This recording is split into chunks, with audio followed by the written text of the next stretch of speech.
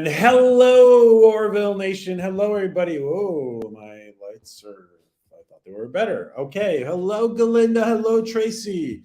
Hello, Maria. Hello, everyone who is in there. Hello, Celine. Hello, Prophet. Hello, Adega. Hello, everybody who is in there. Welcome, guys. It's time for Dark Matter Monday. Group hugs, says Galinda. Yes, group hugs.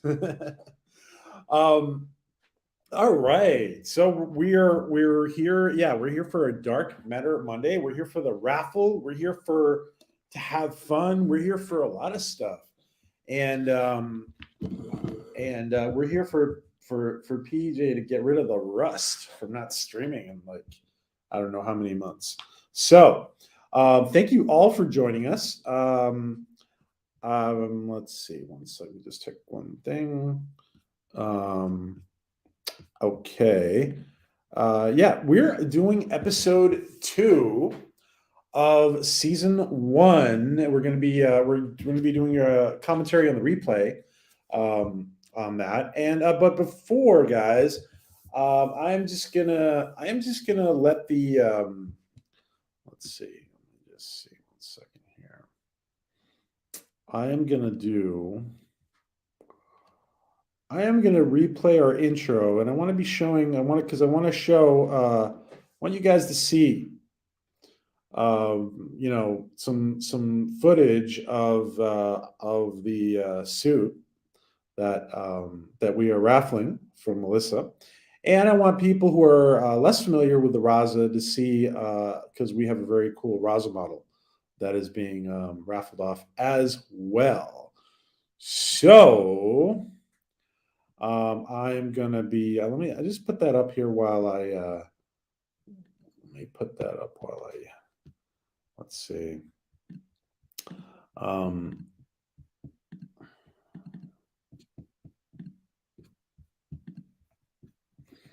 Alrighty. Now,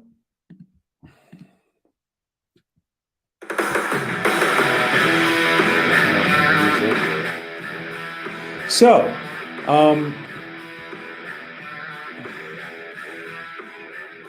we have, I want you guys to get a good look.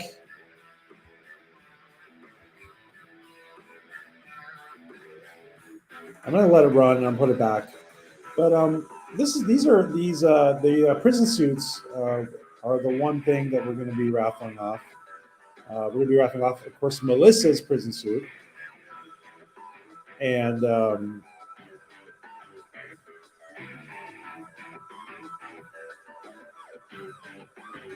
so let me just leave this up while I check one thing out here real quick.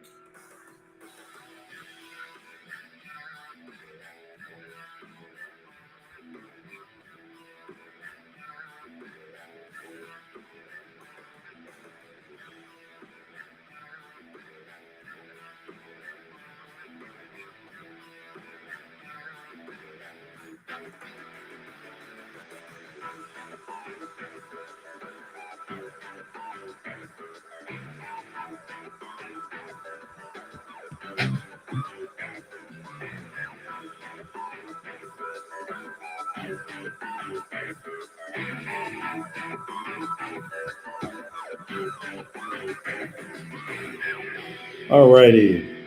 Hello, Alex. Hello, Celine. Hello, Galinda. Hello, Maria. And who is ready for the Orville raffle? The Orville Dark Matter raffle.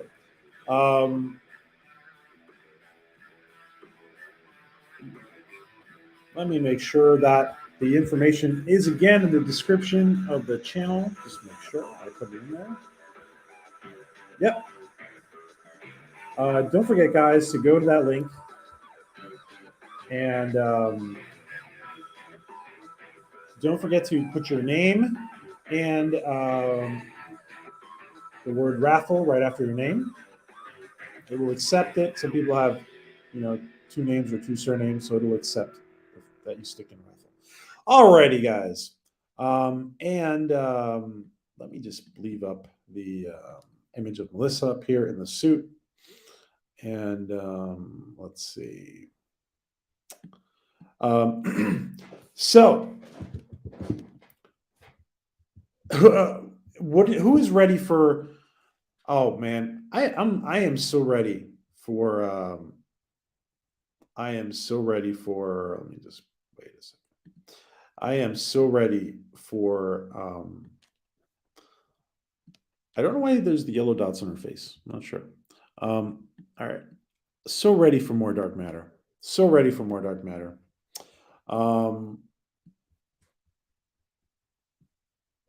Yeah. So this is a great shot of the prison suit that we are raffling off, and Melissa is so kind and so generous to do so. Again, guys, this is all to support fellow YouTuber and friend Rambling Canuck, who is going through his issues with kidney disease, and hopefully he will be getting a transplant very soon. So let me just.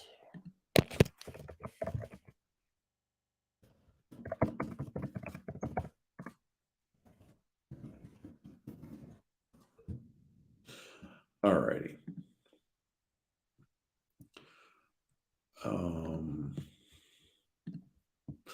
Okay, guys. Again, we are reviewing episode 2, and let's do really quick. Let's just run really quick through the process of joining the raffle. Okay, so we have 2 tiers, guys, in the raffle. The $50 tier is, and of course, Orville Nation is actually not accepting any money ourselves. This is going straight to the person who needs it, which is Rambling Canuck and his family. The $50 tier is going to have a couple of items that are screen used. One, of course, is the Melissa O'Neill prison jumpsuit, which we just saw. And the other screen used item that you guys, I think most of you have already seen, is from the Orville, and it's from the episode Majority Rules, and it's the upvote and downvote badge. Excuse me. The upvote and downvote. Let me just check. The upvote and downvote badge from the Orville. This badge right here, which I will get up and running this week as soon as I find the battery, it actually works. It lights up, and the green and the red light up, and you can see the back that it has it has where to put the batteries in. This is of course is the episode that our friend Philip O'Reilly was an extra in, and so this badge will be putting up into the auction. Of course, the jumpsuit was from Melissa. This, of course, was a gift to us from Tom Costantino. So thank you, Tom. Very generous as well. And of course, thank you, Seth. And thank you, Joe Malazzi, of course, for making all of this possible. You guys, everybody has contributed to making this possible. So again, this is the badge from the Majority Rules episode. Hello, Rapunzel. Yes, hello, all you beautiful nerds. Yeah, they are pretty cool, huh, Tracy?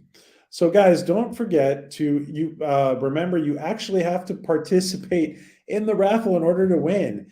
And because some people are not expecting the raffle, have not been expecting the raffle, there's probably more of a chance that somebody in our chat will win. And again, these are the top tier items. They are the 2 screen used items, the jumpsuit and the and again, let me just show that real quick. The Melissa O'Neill jumpsuit which she was so graciously sent us. And this Majority Rules badge from the Orbital episode Majority Rules, the upvote and the download badge, the upvote and the downvote badge. The second tier items, guys, are and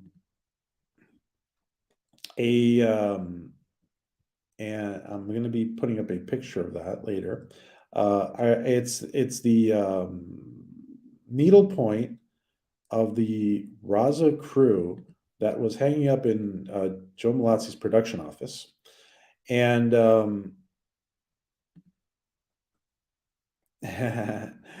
and what else is in the raffle?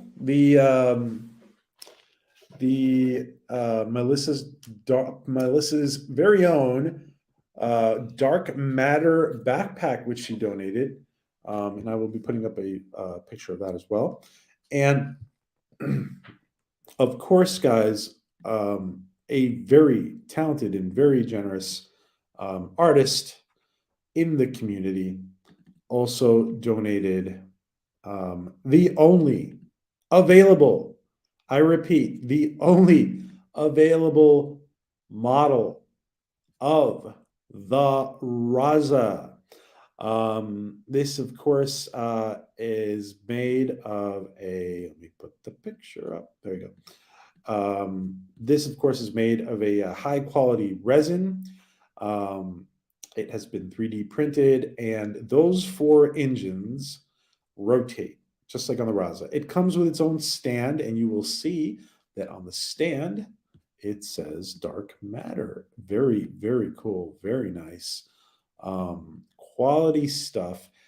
This person, the artist, of course, let's take a closer look at the stand. The artist, of course, also contemplated that this high quality resin can be painted, so that you can go ahead and make the Raza look exactly like it's supposed to look. And not only that, but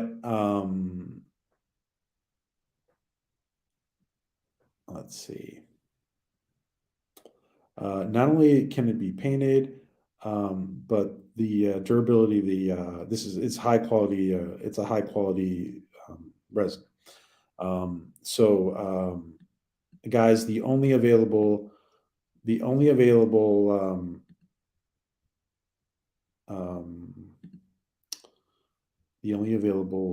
reproduction of the Raza as a toy, guys. Cardinal Sin. Oh, you didn't have to do that, my friend. Thank you so much. Guys, Cardinal Sin, everybody needs to be subbing. Thank you, Cardinal. Everybody needs to be subbing to Cardinal. Cardinal is an amazing guy, an amazing channel, and I would like everybody, whether you're watching live or on the replay, please, everybody, just take one moment.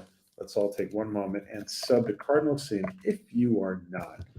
Amazing stuff. I've been on Cardinal's channel many times, and he is a great friend and a great colleague. Hello, LDG. Hello, Rapunzel. And this is Cardinal Sin's channel, guys. There you go. Sub to Cardinal. Amazing stuff. Paranormal, sci-fi, prisoner, UFOs. Does a lot of stuff with Tracy Torme, who I'm a big fan of. Creative Sliders. Just fantastic channel. Immensely undersubbed channel, guys. So thank you, Cardinal. Everybody, please take a moment to sub to Cardinal. Hello, LDG. Hello, Rapunzel. And thank you, Tracy. Thank you, Tracy, for throwing that in there too. Make sure you guys are subbed. Okay. So the second tier, guys, listen. In order to win, you actually have to go and follow the instructions below. They are ridiculously simple. You just go to the GoFundMe. Actually, it's not a GoFundMe. It's I keep saying GoFundMe, but it's not a GoFundMe. It's a Go Give Me. What is it called? That Mrs. Canuck has set up, and it's called a Gives and Go. Yeah, Gives and Go link for Rambling. It looks like this, just in case. You guys go there, you leave a $25 or a $50 donation. You can buy for every $25 donation with a name on it, guys. We need a name on it. For every $25 donation or $50 donation, we need a name on it, and we need you guys to add the word raffle right after your name. So, or as part of your name. So, this is what it looks like, guys. And we need that. Several people have been donating the last 24 hours. Guys, if you, obviously they didn't want to be they didn't want to donate. They didn't want to be part of the raffle. They just donated. If you want to be part of the raffle, guys, you have to put your names. $25 and $50, the top tier. Alrighty. So with that being said, this of course was initiated. This raffle was initiated by Melissa O'Neill's generosity. Obviously, this all was facilitated by Joe Malazzi. Thank you, Joe. Of course, we've added the Orville item to the raffle, and thank you to Tom Costantino and Seth MacFarlane. That was a gift to Orville Nation. Thank you so much. We thought it would be put to better use as it was a beautiful gift, much appreciated. And it's just that our friend is going through this terrible crisis, and we thought it would be best to add it to the raffle. All right, guys. Hello, Spider Cat. Welcome. Okay, yes, this is where all the cool people are. All right. I think it's time to listen. We were so privileged to go through dark matter with its creator. Oh my God, sometimes we still can't believe we actually went through dark matter with Joe. I'm gonna, let's see, make sure I will start at the right moment here. And of course, our good friend Katie, the meteorologist, Weather Katie, was kicking off this stream with me. And here we are. Okay, there's Katie. And hopefully we will have Katie back live, but Katie's getting all important, and one day we won't even be able to get Katie on our channel anymore. But no, kidding aside, yeah, Katie's channel is growing, and her social medias are growing. I think she's not streaming right now, but Katie is of course a nominated meteorologist, award-nominated meteorologist, and we are privileged to have her, and also quite the sci-fi geek. So let's just kick things off, and let me just make sure. I don't want to add too much. We have a very special guest on this rerun, by the way, guys, and it is one of the cast members, and I will let you guys be surprised by it. So let me just kick things off here. It will go quick. They'll be able to see it and what? Oh, okay.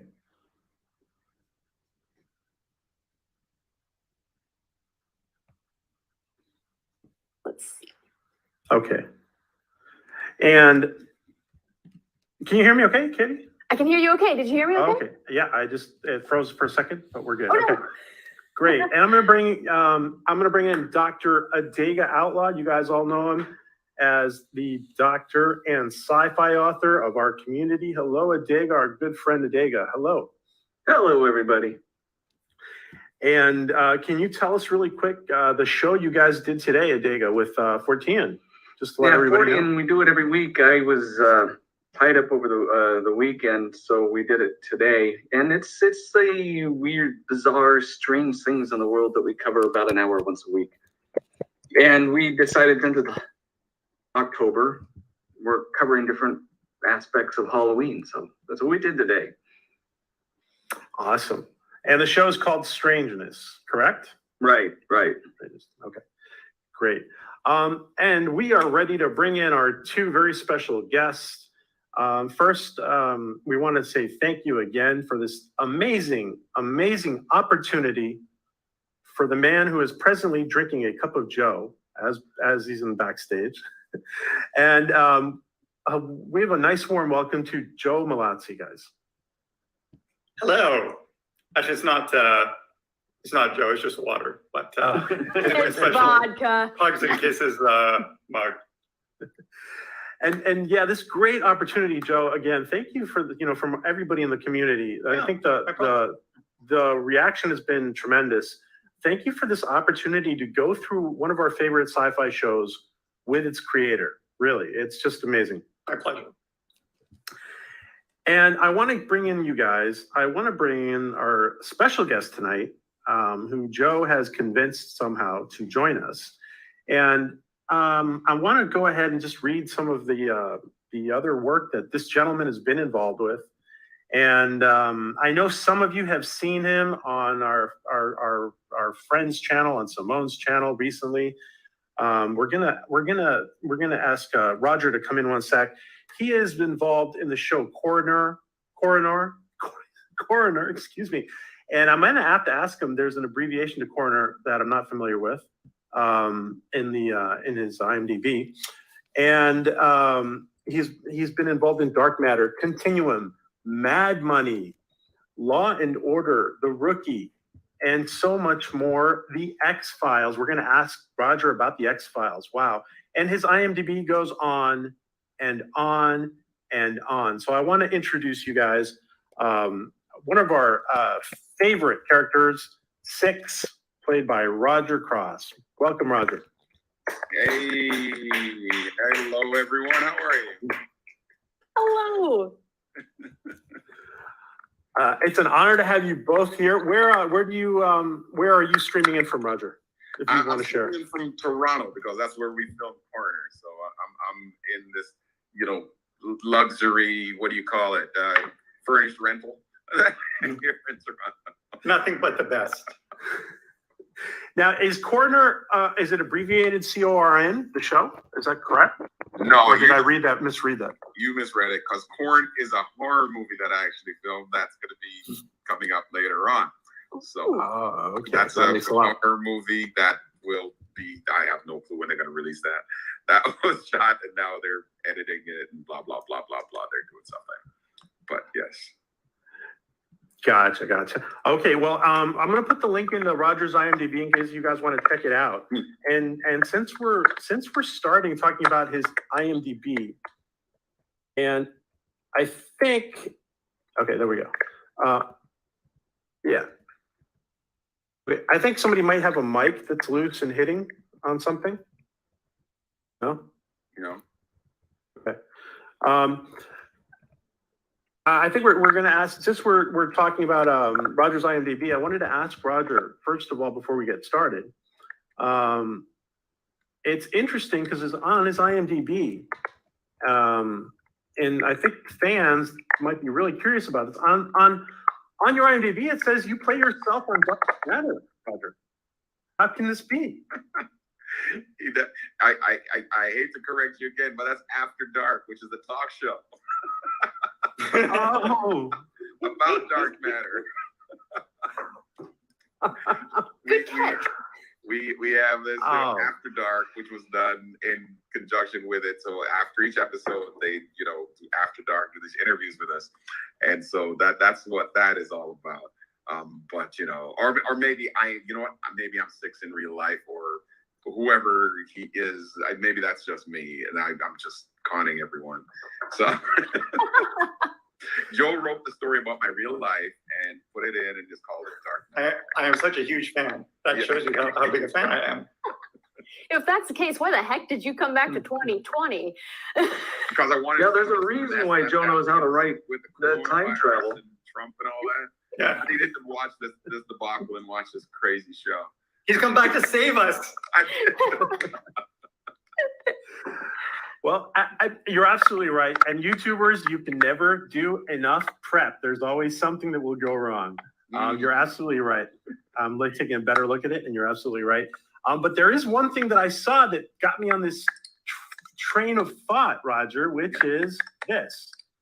Because I was looking through your IMDb, and when we're looking at your X files, it says Roger Cross as Roger Cross. And so we did want to ask you about that too. Kid, do you want to? How many? You've been on X Files quite a bit. Yeah, each season they seem to bring me in for a different character. It became a joke, and at the end of it too, it was like, So it was Chris Carter like, well, what are we gonna do with you next time? I'm like, that's up to you. You're writing it. So it's like, no, it's a lot of fun. It literally almost became a bit of a joke each season. I'd play a different character, but they were all very different, and it was a lot of fun. But let's see, Roger, Agent Rice, Roger Cross, blah blah blah. I have no clue. Wow. Okay. Anyway, we're just joking around. This is fascinating. And listen, if you guys, for all of you guys who are Roger Cross fans out there, make sure you go ahead and check out these X Files episodes. And guys, there is one of you, and I'm just going to mute you one at a time. Somebody's rubbing up against their microphone. Let's see. It's Katie. It's Katie. I suspected it was Katie. I'm gonna hold it like this. It's static from that last storm you chased. Stuck in your equipment. I wish. Actually, I You might have really get to struck try by and plug it back in. I've almost been struck by lightning on multiple occasions. It's not good. Lots of pictures of it too. Really? What? Oh yeah, I gotta find somewhere, sometime. I'll pull it up. I'll send it. It's not something I want to do again, but I'm sure will happen again. But I'm gonna try and fix my mic here real quick. All right. So we want to try to keep it relaxed, but as we try to kind of move through the episode, and I just want to just kick things off right here, really quick. So episode 1 ends where you're all sitting looking at the android, and you're all sitting looking at the android, and she's telling you who you are.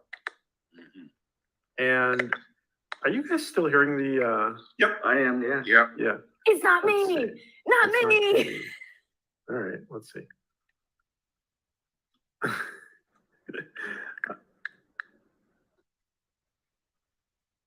Okay, it might be Roger. It might be Roger. No, I just like it. Sometimes it's really sensitive. You're just moving around. Sometimes that's what it'll do. It'll just be enough to. Don't move. Don't move. Don't. Okay. All right. I'm frozen. So Roger, can you tell us how you were introduced to Dark Matter? How were you cast? How did you audition? And how much did you pay Joe Malazzi to play the role? Oh, I paid him a lot. No, I mean, no. Yeah, no, I'd heard about Dark Matter before this. A few months before I even read for it, I'd heard about it. But actually, it was supposed to be, I believe, in Vancouver initially, right, Joe? That was the plan. That was one of the plans. So it was kind of like, okay, I wanted to do something like on the West Coast, which would have been perfect. And then when it came around next year, I'm here. Oh, it's going to be in Toronto. And actually, I believe I was in Dominican Republic at the time. Mm-hmm. When they sent me the material and go, would you record this, lay this down? I'm like, and one of my days off, one of the other actors said, okay, yeah, I'll help you read that. And he read it, and we sent it in, and then I was actually still on the strain at the time. And so still Continuum was going on. So I had a bit of a schedule. And so we're like, it's not going to work. So I'm like, well, thanks for everything, guys, but it's not going to work. It's been a pleasure. Like, no, but we can do this. And I'm like, guys, I can't split myself in 3 at the time. But TJ Scott, who was directing the pilot, of Dark Matter was also doing a thing on the Strain, and he knew all the producers, and he's like, Roger, I can make this work. You're going to do the show. I'm like, how are you going to make this work? And he just said, listen, we'll just work it out. We'll work with the producers. They'll sort out your schedule. And since we're both in events and they're both in Toronto, we can make it work. And I'm like, okay. And we hadn't gotten word on Continuum as yet because they weren't sure if it was going to be renewed. And so then I'm like, if you can work it out, okay, I'll trust you to do it. And so he managed to work it out. And so some days it literally would be, I would shoot on the Strain and then go right to Dark Matter. Because a lot of times Strain shot at night, and then I go the Dark Matter and just get some sleep and then go to set. It happened a few times, not very often, but occasionally would happen. But they were able to work that out. And then when Continuum found out it got picked up for that final 6 episode, which was a shame, that show deserved better. That then basically I had to fly back to Vancouver twice just for location things. But what they did is they saved everything that I did for the 6 episodes till the very end. So after I wrapped Dark Matter, I went there and I would block shot. And so they blocked it out, and I shot all my stuff for the episode that I'd missed. Wow. And Joe, what did you see? What did your team see in Roger? I don't know if I talked about this last time, but there were certain roles where basically you'd have 2 or 3 in a short list. In the case of 6, Roger was far and away the guy. And I keep mentioning there's this. You send the actors various scenes to basically audition to. And the scene that I was really looking for, there was an exchange, I don't know if you remember it, Roger, but you were talking to Five, and you say, there's a point where you say to her, there'll come a time when you leave this ship. And when that time comes, I'm going to miss you, kid. I'm going to miss you a lot. And no one captured the warmth of that scene like Roger did. He's naturally, I can say, he's a very warm individual, a very, down to earth, a very sort of grounded individual. So it was just kind of a no-brainer. So we knew we had to make it work. Also, I have to say, sort of one of the highlights of the production for me was day one was getting a huge hug from Roger. So in the photos that you show of Roger and me, there's a picture of him with his arm around me and me doing this. That look of fear as a result of basically Roger's a very affectionate guy. He likes his hugs, but he also doesn't know his own strength. So I was standing off set and he walks over and he gives Ivan, who's our on-set producer, a big hug. And then he walks up to me and I was like, no, wait. And he picks me up. And if I could approximate, what I'm going to do is maybe I'll say, this water bottle is, let's say, the cartilage in my ribs. And my hand is Roger Cross. And it was sort of like,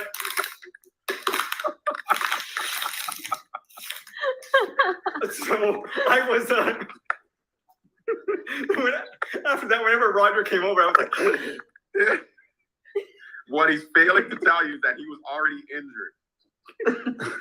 He was already injured when that occurred, and I might have, inflamed it a little bit. By the way, my wife Kemi is shaming me for telling that story. Thank you. I love her. Roger, are you unmuting and muting me? It's not my mic, is it? No, it is your mic. I was just going to ask you, are you able to mute and unmute yourself whenever you want to talk? Let's see. Yeah, okay. Mira esta breve presentación hasta el final, para obtener detalles sobre cómo comenzar en menos de 7 minutos a partir de ahora. Yeah, so you're muted. There you go, you're unmuted now. So yeah, why don't we do that? Whenever you want to talk, just unmute yourself. Okay, sorry. Okay. Depending on how things go, maybe we'll just ask you to mute. It's cold. Well, yeah. It's the mic for some reason. And I see you, James. I'm going to bring you in as soon as you're. There you go. I'm just going to bring in our other panelist, James Ricard. He is an actor who has been involved in many shows, and he's going to be. We're going to interview him as well soon. He's going to be a regular on some of our streams. So I just want to introduce James Ricard. Hello, James. Thank you for joining us. Hi, can you hear me? Yes, we can hear you. Had a little difficulty getting in here, trying to figure out all this stuff, but hello. Just introduce you really quick to Roger, Joe, Adega, and Katie. And just jump in whenever you want to, whenever you feel. They're muted, James. He's in the quiet corner. He was acting up. We had to have him silenced. The meetings were substantial. Just real quick before we move on, Roger, have you watched the Orville? Have you seen the Orville? You know, I watched the Orville in the first season. I have not caught up on it. And and also John Cassar, who I know very well, is now showrunner, writer on it, and he's a friend of mine. And so I do need to catch up. I just have not caught up on it. But I know It'll blow your mind. Great. So we left your crew, Roger, on that planet where they're helping the colonists in season 2, and the episode starts off where you guys are kind of discovering the more things about yourself and the ship, and the writers, I assume Joe, I don't know who wrote this episode, Joe. That was me. That was you. So Joe, you paired them off into little groups at the beginning, and we see Roger here paired off with Anthony, with 3, and they're both in the shuttle, and so 6 is just coming back to him. It's just coming back to him that he can remember everything. And let me ask you this: gentlemen, how long does it take to shoot just this little scene of you guys together in the shuttle? How long did it take to shoot that scene? You know, we were actually on it. I mean, from the start to finish, I mean, the lighting and everything is majority of the time, the lighting and the setup. And we shot probably 3 or 4 angles. So it took several hours. Wow. How easy was it to start off working with him, or had you worked with him before as an actor? Not just through himself, but Anthony. You know, there's always I can't say really too much of chemistry, but you know, it's easy to work with one person than another. How did that go off for you off the jump? No, he put together a great group, and honestly, they're all such a pleasure to work with, and with everyone. It was so interesting because a lot of the personality that Joe would figure out as we went along, as you'll see, he goes, "Oh, you're kind of like this," and so you know, Joe's quite the talented writer, so he would adapt things to suit us a little bit more. And Anthony can be a bit of a sarcastic kind of bull in a china shop type deal. So he kind of loved playing that character, and so he loved just kind of touching things and flicking things, and so it was a natural thing. And we had a lot of fun working together. We each had our own unique relationships, and we were this oddball group of people thrown together, and really loved it. That kind of goes really well with the question I had, which was, did you spend any time just flipping all the switches on set? I want to see what does this one do on the shuttle? It does nothing, but still, you know.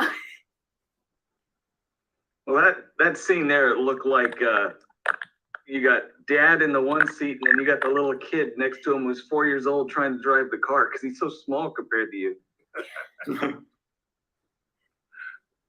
No, that was funny. I mean, we did flick around the switches, but I'm also in real life, I'm a pilot, and so just some of the things where they would put the throttle controls and stuff, I actually had them change a few things to make it look more like a real cockpit, and they were actually cool about doing it. And so that was a lot of fun. And then we just make up sequences that I'd use for different, starting the ship and things like that. So that was a lot of fun to play with. What do you fly, Roger? I used to fly myself too. Did you? I was a commercial pilot. I had my class 1 multi-IFR rating. That was my original. Oh, career. wow. Yeah. Wow. That's awesome. And we see here that 3 is asking you just to everybody recall, 3 wants you to kind of rank everybody in far as badness. And he says you're in right after him, number 2, as far as being a badass. And I wanted to ask Joe, it's very interesting because he says at first he says, well, 1 and 5 are tied for the last place. And then he corrects himself and he goes, you know what? I'd put 1 after 5 because 5 is a bad temper. And we're not going to talk spoilers, but there's things. Are there things in that statement, Joe, that say things about 1? Well, they more say things about 3 and the fact that he instantly does not like 1. And part of it is just his character and the fact that 1 comes across as really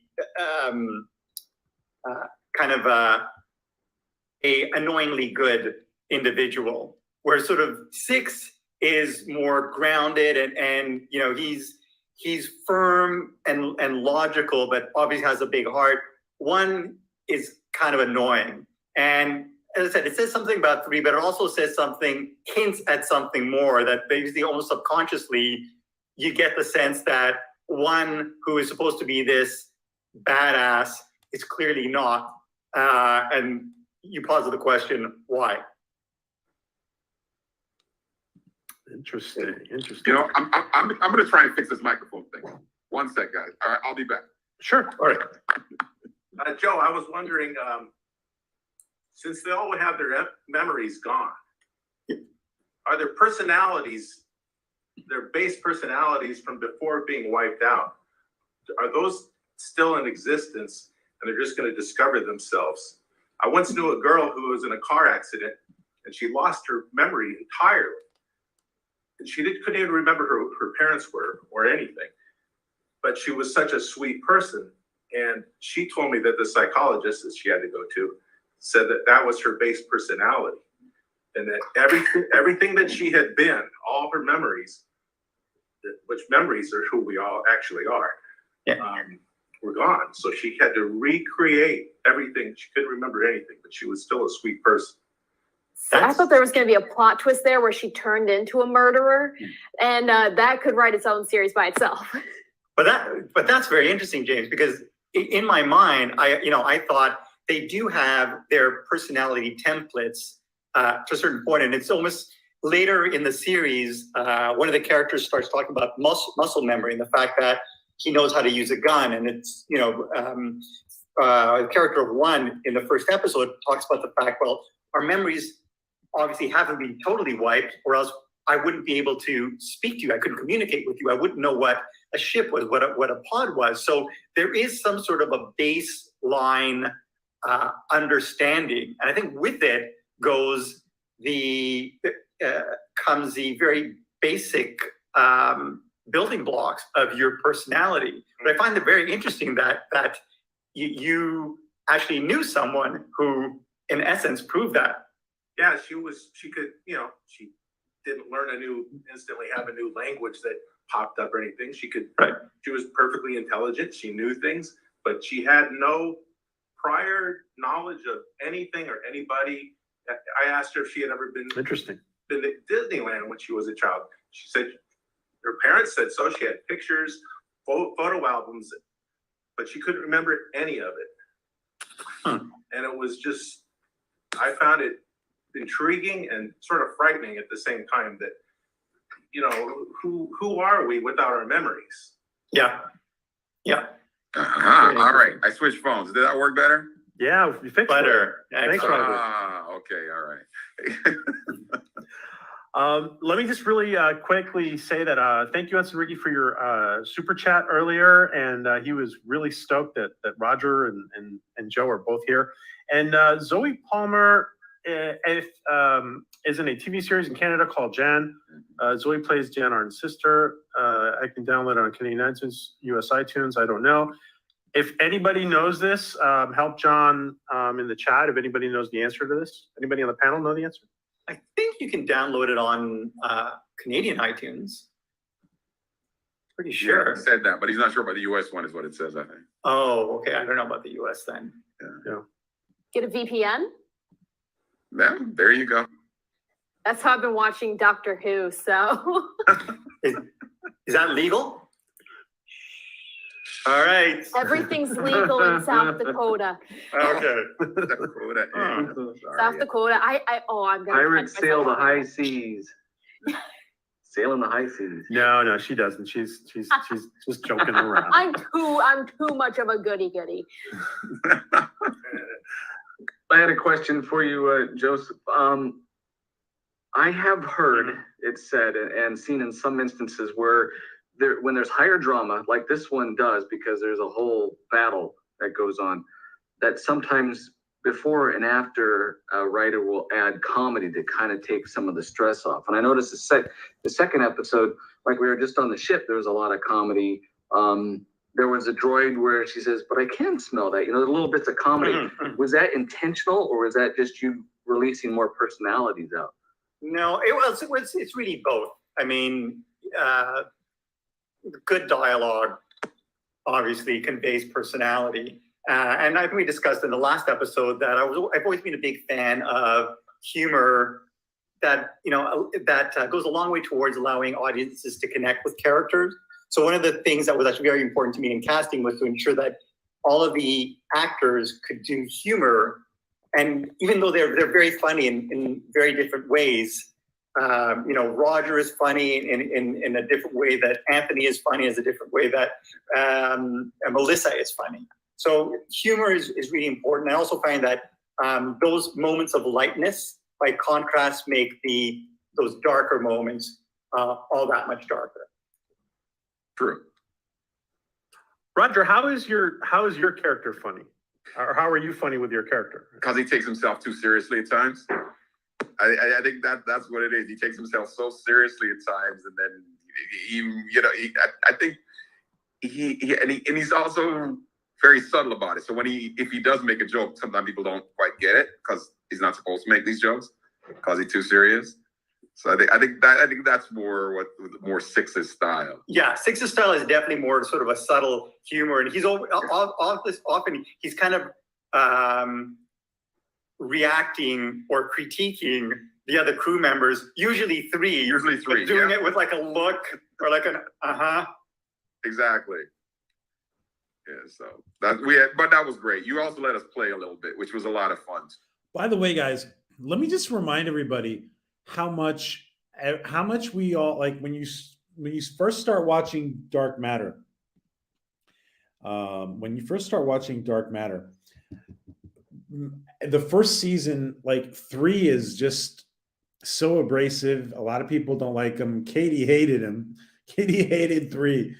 A lot of people don't like 3 at the beginning, and Joe, like little by little, he starts growing on you, and by the end of season 3, he's like a favorite to many people.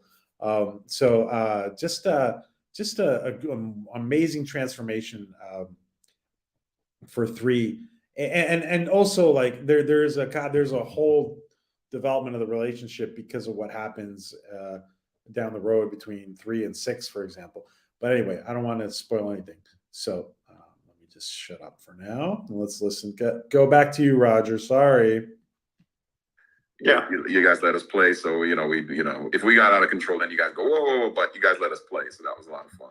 Yeah, but I mean, the actors would always bring something great. Like I was just saying, how Anthony would always be like, "I want to eat in this scene," or "Can I do this?" and I'd say 9 times out of 10, I would say, "Great," and then just give me what I need, and then do what you want. And 9 times out of 10, it would stay in the cut. Yeah.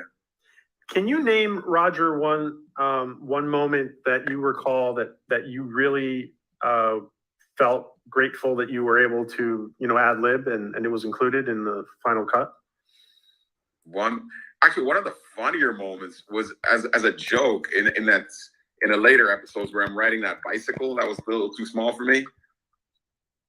And it was a bit of a joke. And I was like, what if the seat's down too low and my knees are hiked up? And they go, oh, that's really funny. And then whatever. And so we did it. And then all of a sudden, like, our stunt coordinator's like, make it even lower. I'm like, I barely move right now. It's like, it's up, my foot's up here. I meant that joke just a little bit. They go, no, do it. And so we got it seat really low, and I'm trying to pedal this thing, and that was a lot of fun. That is actually my favorite cutaway in the entire show's run. But we'll get to that. We'll have to see that when it comes up. Yeah, that was a lot of fun.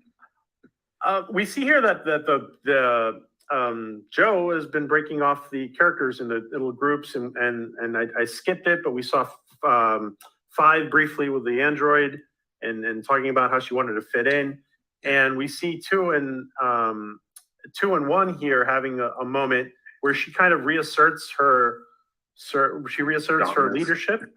Yeah, her dominance. And I wanted to ask Joe. Sometimes it feels like she's treating 1 as a bimbo. Is there a little bit of that as a male bimbo? Well, this is, in my mind, is the quintessential 2 scene, where she has no patience for the bullshit. Is really what it comes down to. And she tells them, when he tries to call her on it, she shuts him down immediately and basically tells him, look, I'm in charge because I stepped up and no one stopped me. So unless you want to step up, instead of criticizing me, help yourself. If not, then shut up. And that's her in a nutshell. True. Joe, do you want to really quickly answer that? We talked briefly about 5 and the android talking, and I'm going to put up the picture. And we have Gaps, Stargate, and Corrine commenting about it. About how you paired them off, and 5 and the android asks 5 if she's okay. Mm-hmm. Oh, how I paired them off, or why? More along Corrine's question. If I was wondering if anything was changed as you worked through. Well, as Roger said, although I had the series planned out in terms of the arcs, when it comes down to writing the dialogue and what goes on in the scenes, I would take my lead from the actors after a while. You would write the script, and then you would see what the actors would bring to the roles. And it's a very much a very collaborative production where they take what's in the script and bring their own. Yeah, they personalize it, and you see what you like. And Roger's really great at this. I'm going to write more of this for him, and that's how you sort of tweak and you craft these characters. So a lot of the times you think, it's all on the page, and it all is eventually on the page, but unless you're in a production, you don't really know how collaborative it is between the writer, the actor, and the director as well. Yeah. And that's what makes it like a show like this special as well. That you have that collaboration. And if we had a problem working out a scene, we'd go, listen, this isn't quite working for me, but wouldn't it be better if my character did certain things? And in most cases, they'd be like, oh yeah, that's true. But some cases they'd go, that's what you kind of go. It's funny because we would always have our read-throughs. Yes. And then after the read-throughs, the actors were always free to come by my office and discuss. And Roger always took advantage. Not a bad way. He was always very good about, I don't know, why would my character do this? Or maybe I should say this instead. And we would always talk it out. And it was always great. My door was always open. And I know that it's not always the case. I've had actors who I've worked with who've worked on other productions where they'll say they want to change like a word, the to an, and they'll have to call up to the producer to get the okay, and it's this whole deal. And for me, at the end of the day, as long as the spirit of the scene is achieved, then, you know, I'm happy. There you go. And we want to read really quick, John Burns. Thank you for your super chat, John Burns. I have a photo with Roger and Melissa at the Calgary Comic Expo. Roger held up a comic bubble with F&A. F&A on it. Speaking of fun memories, thanks, says John Burns. Yeah, that was a lot of fun. Melissa and I out in Calgary, her hometown. And so we had a great time out there. We even got a little parade, and we were in the back of a Mini Cooper and going by doing the Queen's Wave, and it was a blast. We spent a few days there, and they treated us great. They had everything going for us, and we had fun. You go to a lot of comic book conventions? I don't. I pick one or two that I'll go to occasionally, and I love the one in London. Those guys in MCM were great, and yeah, MCM they were great. And I said we did this Calgary one, and I've only done a few. I mean, of course, we did Comic-Con the first season, and I've done a Dragon Con, and so those are just monster shows, and it's just a lot of work. But those are great to go to. But yeah, I'll only do it occasionally. I have a pretty busy schedule, and I have a family, so I can't, be gone every weekend like I know some people can do. But I'm like, I just can't do that. Drag them along and make them cosplay. Yeah, that's true. We did that. I remember one of the years down at Comic-Con where, we were, a funny story. We were doing, with Dark Matter, Dark Horse comic. So we were at the Dark Horse booth. And as we were leaving the Dark Horse, doing it with Guillermo del Toro was walking by. Of course, we know each other from the Strain. So we were having a wonderful conversation and going, hey, catching up a little bit. And Vanessa, who was one of our producers on Dark Matter, had my family with them, and she just came pulling through, get out of the way, moving everyone out of the way, whatever. Roger, here's your family. She kind of like just pushed Guillermo aside. And I'm like, oh, Vanessa, this is Guillermo del Toro. And she kind of turned and went, oh. Just kind of but without missing a beat, Guillermo looked at her and goes, she thought I was Michael Moore. And it was a brilliant moment. It was just one of those fun moments. But yeah, so they've been through the madness, and it's fun. Awesome. Yeah. Joe, because YouTube is so fluid and the streams are so fluid, and sometimes people are joining us who haven't joined us before. Do you want to? C. Smith says, "I missed this show so much. Are there any plans to bring back Dark Matter comic book in any fashion anywhere?" Not a comic book. Unfortunately, Dark Matter didn't really want to continue the series. As I keep saying, doing another season is unlikely, but I haven't given up hope of a potential miniseries somewhere down the lines when the stars align. Okay. And what about Nate? Nate with a follow-up, he asked about a Dark Matter movie. Is that any? I would prefer a miniseries because there's a lot to pack in. But if they offer me a movie, I'll be happy to do the movie. But we can get Roger Cross because he's very expensive. But worth it. But wait a second, Joe, food. Food is the way to me. Yes, it's true. Just give him a real small bike and a big sandwich. There you go, see?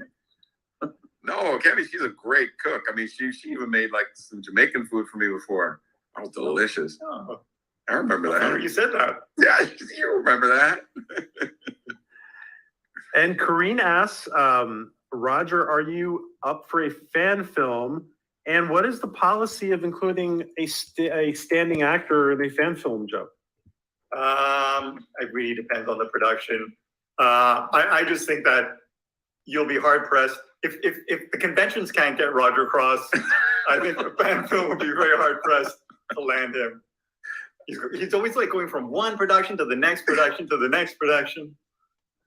It's busy. I mean, as Joe said, it all depends on the production and that sort of thing.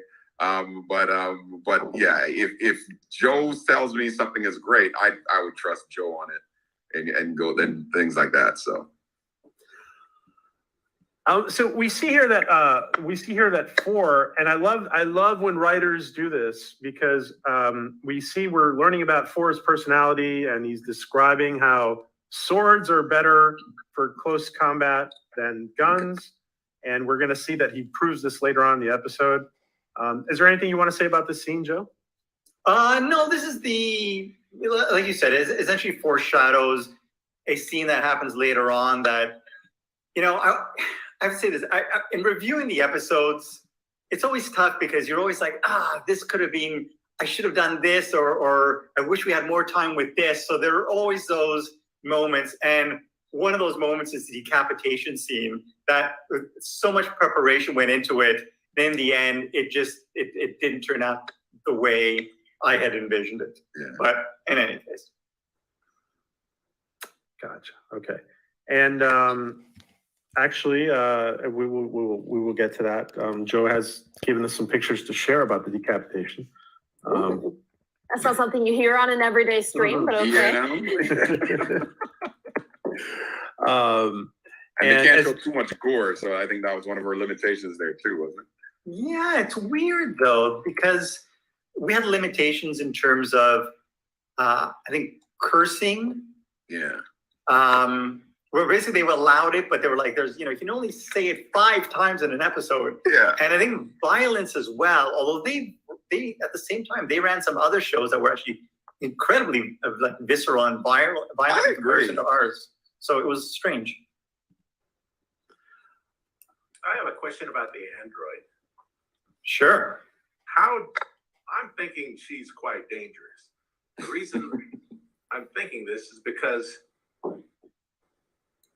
she says that she can see the muscle twitches, smell the pheromones. And she beat us up. Yeah. A shark, a great white shark. A shark can sense everything about you in the water. Electrical impulses, any smells, everything. A shark can read you, and I'm thinking she's a shark. She is, and she certainly is perhaps the most dangerous member of the crew. So hopefully they stay on our good side. Let me just say, I love James's assessments and comments. We hope to have James back many more times. Of course, James, guys, is known for many acting roles, but we here have best known him for the one role where he's never shown his face, which is the role of Manhands on Seinfeld. So our friend James hopefully will be back to join us many times. All right. Now I'm worried because I really like her character. Yeah. For anyone who's new to the... Oh, sorry, go ahead. She's a badass. Yeah. See, I'm watching this show for the first time week by week as we do the stream. So I'm completely new to this. Like, okay, I ship these 2 characters. I like this one. I'm going to cosplay this one. And I have a feeling the rug's just going to be pulled out from under me. No. I'm curious. Who are you shipping? 1 and 2. Huh. I don't know why. I feel there's a vibe there, but I've never been good at telling vibes. So. Okay. Most people pick Joe Dow's character. Yeah. Or her 2 and 5? Yeah, that's interesting. Yeah. I could see that. I don't know. Something about 1 and 2. They're already next to each other numerically, so might as well just make it work. Oh, there you go. That's a scientist in me. My favorite though was when I was in, I believe, was it? Oh, I'm so sorry. I think it was Philly. And I had the 9-year-old girl that dressed as 6, and that was she was really cool. Oh, really? Like a girl of the weekend, yeah. She was really amazing. a lot of fun, yeah. Awesome. Wow, 9-year-old girl. Yeah, it was really cool. I got a question for you, Roger, if you don't mind.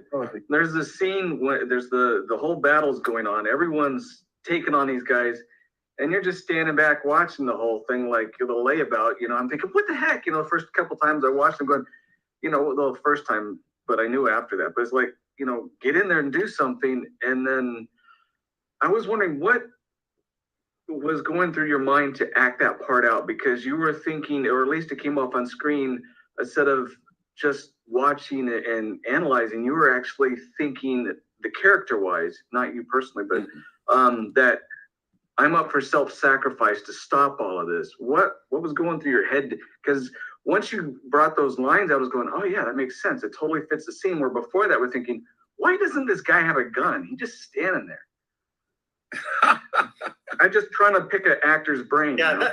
that was a scene where basically you're standing and you're watching everyone, like training everyone, like basically 3 is showing them how to use a gun and 1 is showing them self-defense and 4 is doing the same thing. And basically you're thinking and watching them. And then the next scene you're like, I'm going to sacrifice myself by flying the Marauder into the ship. Yeah. I think that's it. You know, he's looking at everyone trying to do all these different things, and he's like, it's not going to work. And it's great that they're trying it, but I know ultimately what needs to be done. And so for me, it's kind of like that, you know, almost the fatalism in a sense, you know, fatalistic way of looking at things, going like, this is what needs to happen. There's no point in going on about it or getting emotional and blah, blah, blah. Just do it. It always fascinates me how, like, you were able to do this right on the money, where you're able to take what the scene is and make your eyes and face do all the acting without saying a word. I just wonder how, I mean, most of us can't do that, obviously, because we're not actors, but how? Honestly, for me, it's more it's the backstory, and the backstory that I have going for me personally is generally in each scene, you know, where am I at in the scene? What's happening to my character? What's happening with me? And how do I feel about it? And then I try and tell that person's story, because that's ultimately my job, is to tell this character's story. And so this character in this moment has certain attachments, and he deals with things a different way. Now, if he was like a, you know, more hysterical character, then he might be, oh my God, I don't know, and all that. You know what I mean? It's just, you define your character, and then you stick to it, and then you stick that character, how would it react in that particular situation? And basically the backstory, I said, what's underneath the line is a lot more important, or the scene, as you said, without using words, is more critical than what actually comes out of my mouth, in a sense. And so that's just, it carries those words out of you, in a sense. I just have to applaud you for that scene, because, you know, I figured, not being an actor, be able to tell the story without saying a word, just by how you hold yourself and your face and your eyes and everything. I was extremely impressed. It was a phenomenal scene, in my opinion. Oh, thank you. I appreciate that.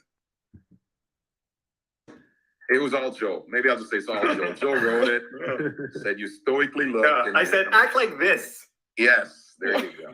I love when Joe does that. Joe, come on, do a 6. Yeah. And Roger, as you grow into your character, how much of Roger Cross is in 6? Are there parts of Roger Cross in 6? Well, there's parts of you in every character, right? Because it's you telling the story, but you try and keep yourself and your judgment out of it, in a sense, because it's not Roger's story, it's 6's story. You know what I mean? And like in this area in Continuum, or in, you know, Coroner, any of these, it's that character, it's not me. If you know what I mean. You set this character up, and I need to stay true to those characters. And so I do that. Now, yes, you know, the way I laugh, the way I talk, it's me, but it's still within that character of how they do things. If 6 was as goofy as me, it'd be very strange, because as Joe know, I may be a little goofy in real life. And then that's so I mean, it's not. It's that's more about the character. And thank you, John Burns, for your $5 Canadian super chat. And we appreciate it. And we move on to the scene. There's a brief scene here with 5 and 2, where something that 5 is going to finish saying to 2 at the very end of the episode.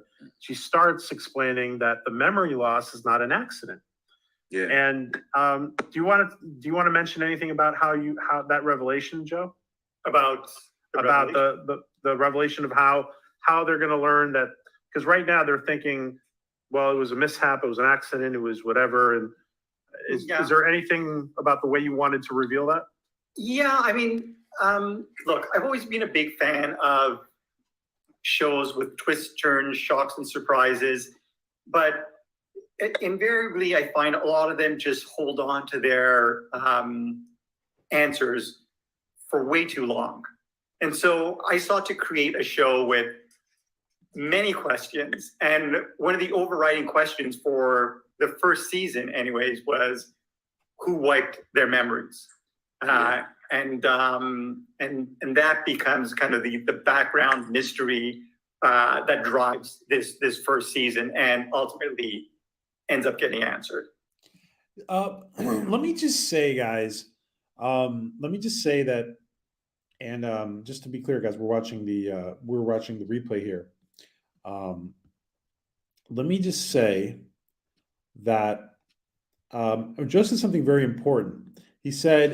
Joe said that he doesn't want to have these unanswered questions go on and on and on and on. And I don't want to name any names or give any examples here of any, anybody in particular, but and this is not any Joe saying it, this is me saying it. But there are shows that have just kept this, this mystery, this anxiety of unanswered questions. It goes on and on and on and on and on. Then people are let down. And Joe said, listen, it's good to have a mystery. It's good to have people thinking, but yeah, I didn't want to name any names, Nate. But that's an example. But Joe cherishes the mystery and but he also cherishes the resolution of that mystery, which is important for the fan. And then he goes ahead, he can create another moment, another enigma for the next season or for whatever, or for half the season or whatever it is.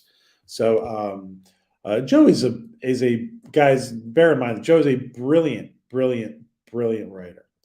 And hopefully he's hard at work on Powder Mage, New Stargate, Dark Matter miniseries, or season 4. Who knows what Joe's working on right now? All right, sorry. Go back to Joe.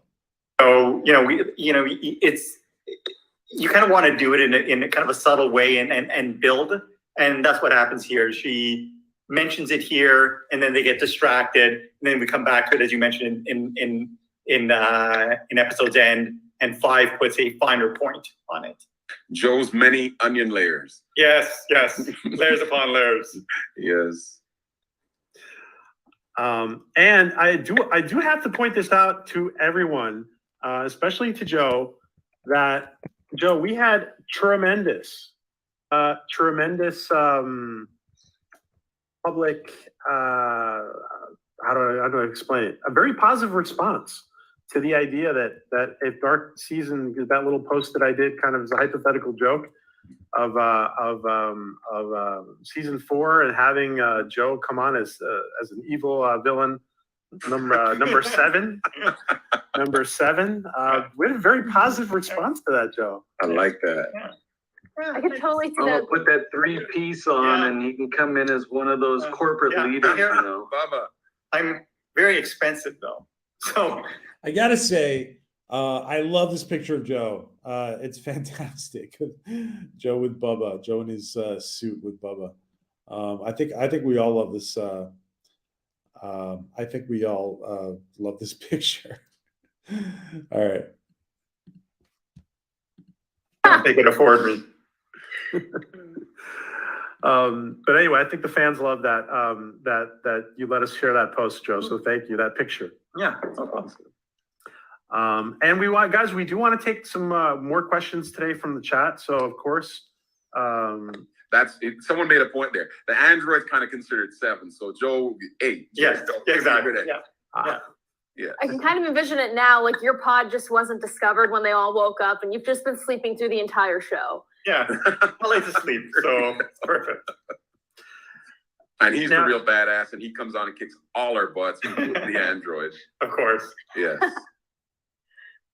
Did the actors know? I may have missed you saying that, explaining that, Joe. Did the actors know who the memory wipe? The actors, I kept the actors in the dark. And Roger, don't spoil anything because basically they're watching the episodes as they go along. Yes. But there's a huge reveal at the end of the season. Yeah. And I held that scene till the very end And even though it was written in into the script, I kept it big enough in the script that the actors didn't even know who was going to be revealed at the end. Yeah. And I have film that I'll bring for the finale discussion, in which I gather the actors before the scene is shot and reveal and give them the big reveal before they go off and shoot the scene, and that was a lot of fun. So you know, I think the actors had like 7 to 9 scripts before we even got into production. So he had us all guessing and discussing who he's gonna make do this and who's really gonna be doing that, and it was, and he took great pleasure in it. He even had several of us go for different wardrobe fittings to throw us off the trail. He was sneaky. He was sneaky. Ooh, I like that. Yeah. Put them on their toes. And here we see more of Roger in this picture. And does this say anything, Roger, about your character? And then we'll see what Joe says. That the fact that you're, about who you used to be, the fact that you apprehend this individual and instead of killing him, do you think it foreshadows at all in any way? I think most definitely it foreshadows the base nature of each character, because even though your memory's wiped, we all have lingering.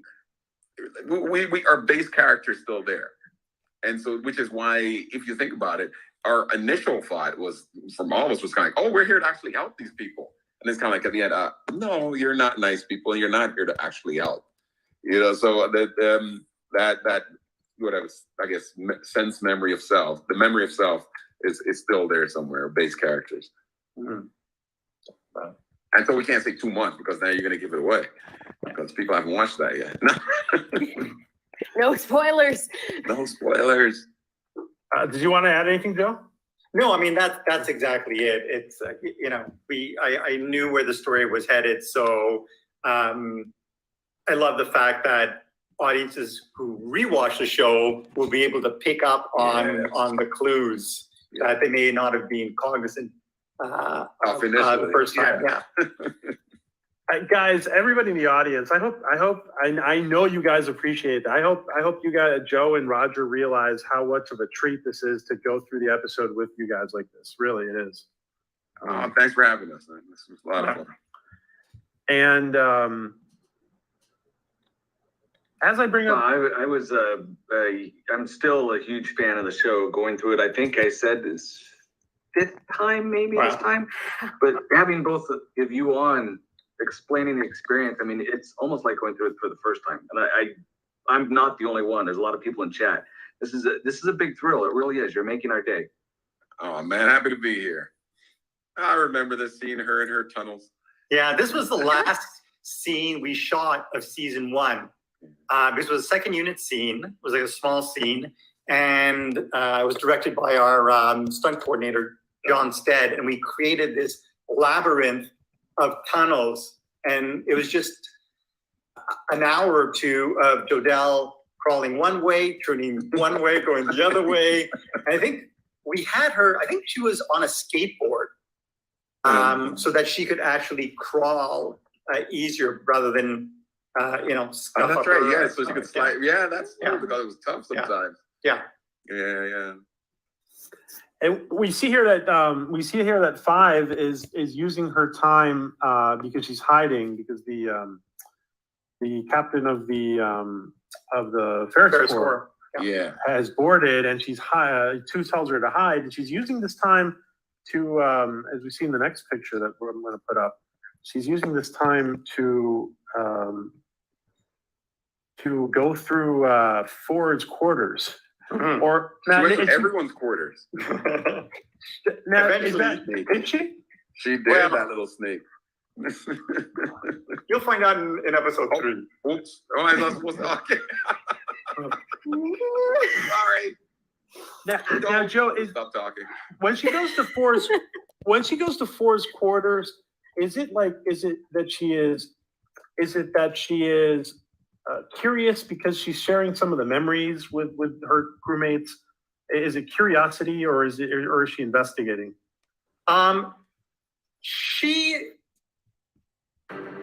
Soy Andrés Conde, director de Save the Children. Damn it. Desgraciadamente, los peores pronósticos. Let me just make skip. Sorry, guys. Essentially falls back to her instinctive personality that we talked about earlier. The fact that She's had to look out for herself. Yes, She yes. can't trust people. right, and so she drops in not because she happened to know that it was Forrest's room, but it was the first room she was able to access, and she thought, "Oh, this is interesting. This is the only way I can actually access this room. Let's make the most of it." Yeah. And again, her accessing the room, her looking around, also is a subtle hint to her past, which we will reveal in time. So I kind of thought that she's walking down the hall, then she looks up and she sees the vent, crawls up in there. And I was thinking that of all the crew, that she's probably the only one who is completely familiar with the HVAC system and the vents and where to go, and nobody else does. So I'm thinking that she has a greater tie with the ship, Barassa, than any of the others. That's, my thought at this time regarding her. That Interesting. She just knows the ship Interesting theory, and it definitely does suggest that she has been in those vents before. Yes. That's all we can say. Oh.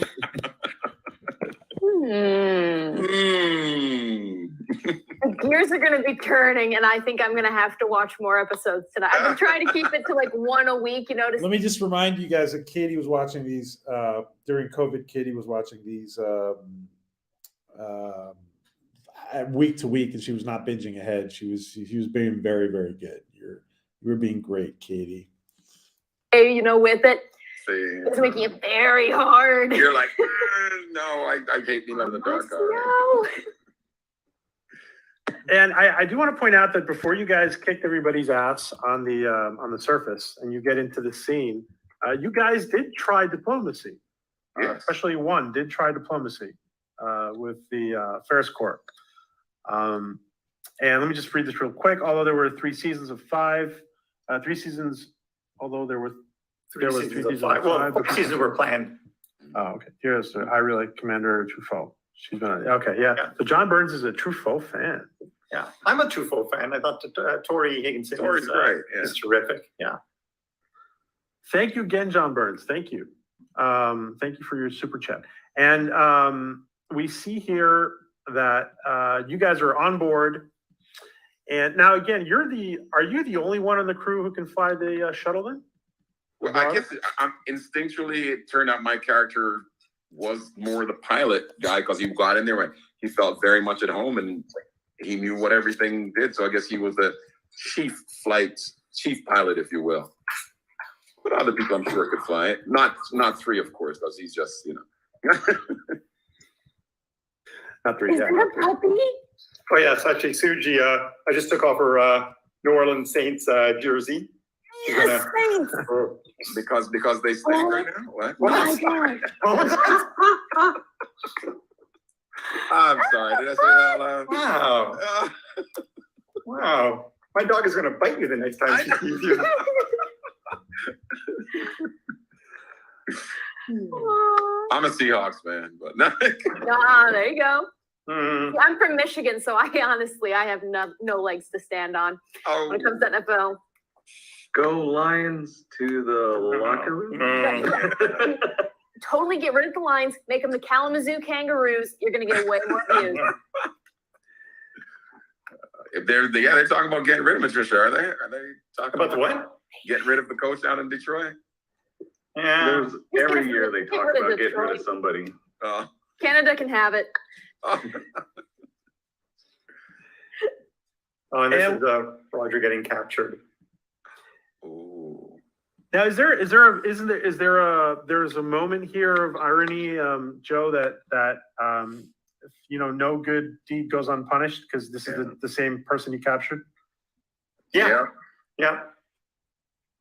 But then again, you could say no good deed goes unpunished, but essentially by capturing him and thwarting his attempt to blow up the Ferris Corps ship, he is saving Six's life. Exactly. So it does work out. So it does, yeah, exactly. It was that's true. That's true. True. Very true. Yeah.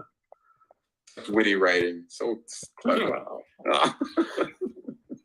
And I do like Ford's method of interrogation, even though we never saw it. But when in that scene, we get to see there is a lot to him, even though he's quiet. He knows quite a bit. He's menacing. That was actually the scene that got Alex Miller Jr. the part. He auditioned for that scene. And I remember he didn't have the sword in his audition, but he had kind of a quiet menace about him. I think he was just putting on a pair of leather gloves throughout that scene where he's talking about how cathartic torture someone would be.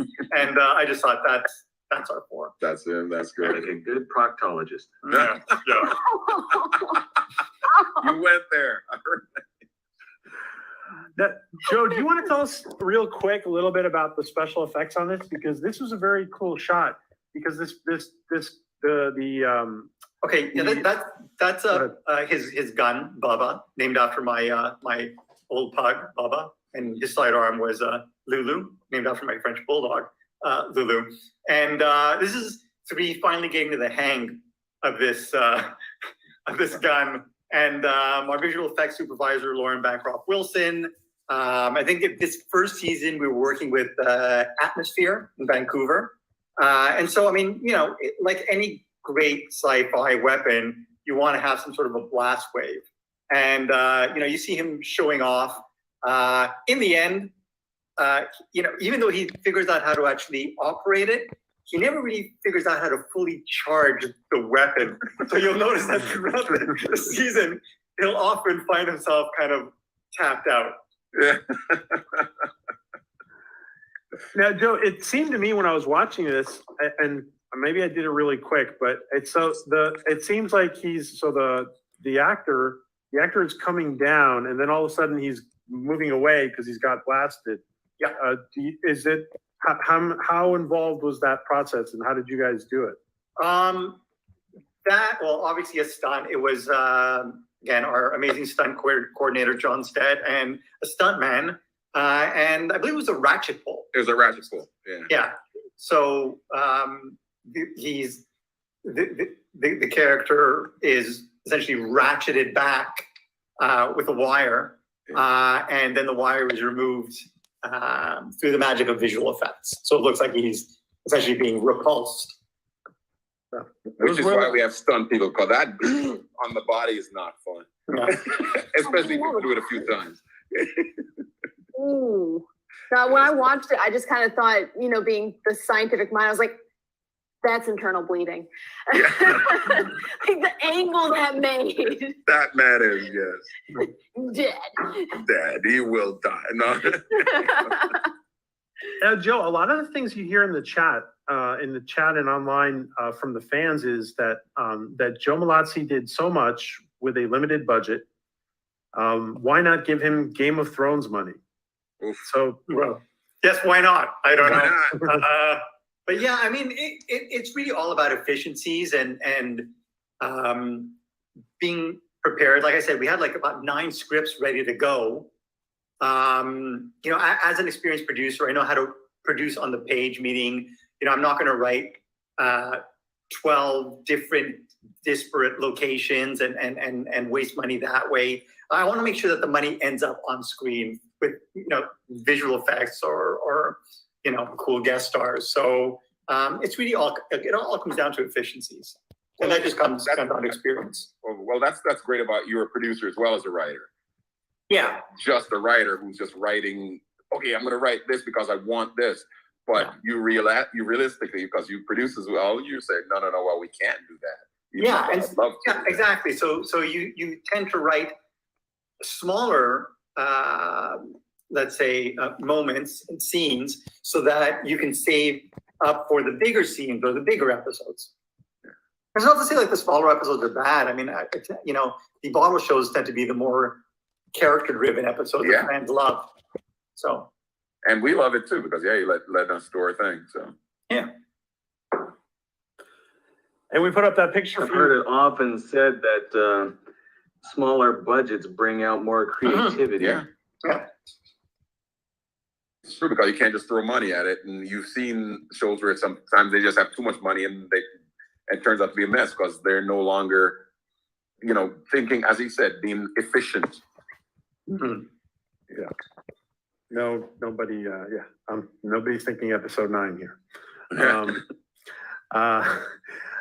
John, we put up that picture for you. Yeah, naming the guns, Pip. Yep. Pip was Anthony's neighbor's dog. So basically, that was the three dog guns were all named after dogs. Were they like just vicious dogs or adorable cuddly No, they're ones? pugs. A pug, a French bulldog, and I'm not sure what Pip was. Do you know what this? Do you understand this question, Joe? Can we ask you about the Savior's necklace? Well, there's a point in the episode where one is lying down in his room and he finds a necklace, which he finds curious, and then he goes down to the surface of the planet and he sees a woman wearing the same necklace, and she's like, well, it was given to me by Hrothgar, her friend, who said that when the people who would come to deliver the weapons came to the planet, they would be wearing the same necklace. So at first he thinks, oh, well, obviously we were the people who were supposed to deliver the weapons. And then afterwards, after the revelation of the first episode, he realizes, actually, no, we probably killed those people, took their weapons and this necklace. We were not the sweet people, the saviors that we thought we were. Right. Joe, just before, because I don't want to forget this question, it was left over from last episode. I think it's a very general question for the whole series. Yeah. Can you discuss a little bit what the look and the logistics of hyperspace in the dark matter universe? What made you guys go this way? Or we just wanted something unique. I mean, every show has done hyperspace and FTL, and it's really a variation. Everything from the jump to the FTL look. We just kind of wanted to create something that maybe we hadn't really seen before. And this is a lot, very much Lauren Bancroft Wilson was our visual effects supervisor for 3 seasons. He came up with this look and kind of this, it's almost like they're flying through this starless, stormy night. And let me just say that, let me just say that we interview Lauren Bancroft Wilson later on. Great guest. He's done so much for Dark Matter and for Joe. Fabulous guest. I think it's in season 2.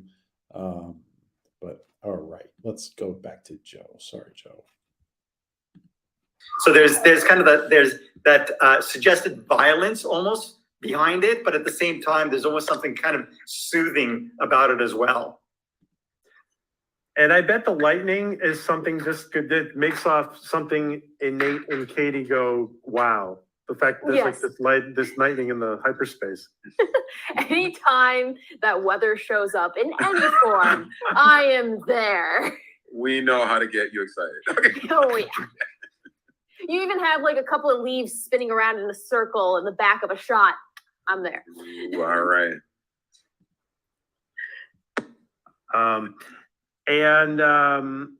Joe, there's this once I saw this picture and this is at the kind of toward the end of the episode. Once I saw this, this picture, the scene. When I saw this, I automatically thought, Butch and Sundance. When I saw this, in fact, I referred to it as a Butch Sundance moment. Oh, exactly. I remember this. Yeah. This was at the. This was actually a water plant, right? Yeah. Water, I think. Really? Massive water. Yeah. That was one of my questions. Yeah. It was a water filtration plant. I remember we were walking through it during the scout, and they were like, by the way, if there's some sort of like, I don't know, like they were saying like a chemical spill or a chlorine spill, you'll hear the alarms, head for the nearest exit. And I was like, holy. And they had different kind of alarms, right? For different Yes. things. Yeah, they had different kind of alarms if it's a different thing. And we're like, okay, yeah. And to follow up on Adega, or if you want to finish asking the question, Adega, I wanted to ask just how much did you have to do to the plant to make it viable for the shooting? Really not that much. I mean, obviously, set deck and the production and the art department added signage and stuff. But we chose the location because it had a great look. So we shot the hell out of it. There was this main room, but there was always those kind of little weird access corridors that you see the guards come running through. TJ Scott was the director of this episode. And there were just so many beautiful shots, especially there's that shot at the end. First, Roger standing in the rain, moving off, and then Mark Ben David, his final shot standing in the rain and moving off. I thought that was a beautiful, beautiful frame. And actually, in this scene was one of those fun moments where we kind of played around with it, where when they came up with the guns, I'm like, whoa, whoa, whoa, whoa, whoa. Yeah. That came on the fly. Yeah, one of those like we should just goof around like they're gonna go shoot. I'm like, whoa, no, don't shoot me yet. So that was a lot of fun, and that stayed in the picture. Yeah, that was like a funny moment. Yes. Yeah. And did you guys do a lot of shooting on location, finding these really weird, cool niche spots, or like just haven't seen the whole thing, but like, are there going to be more spots like that?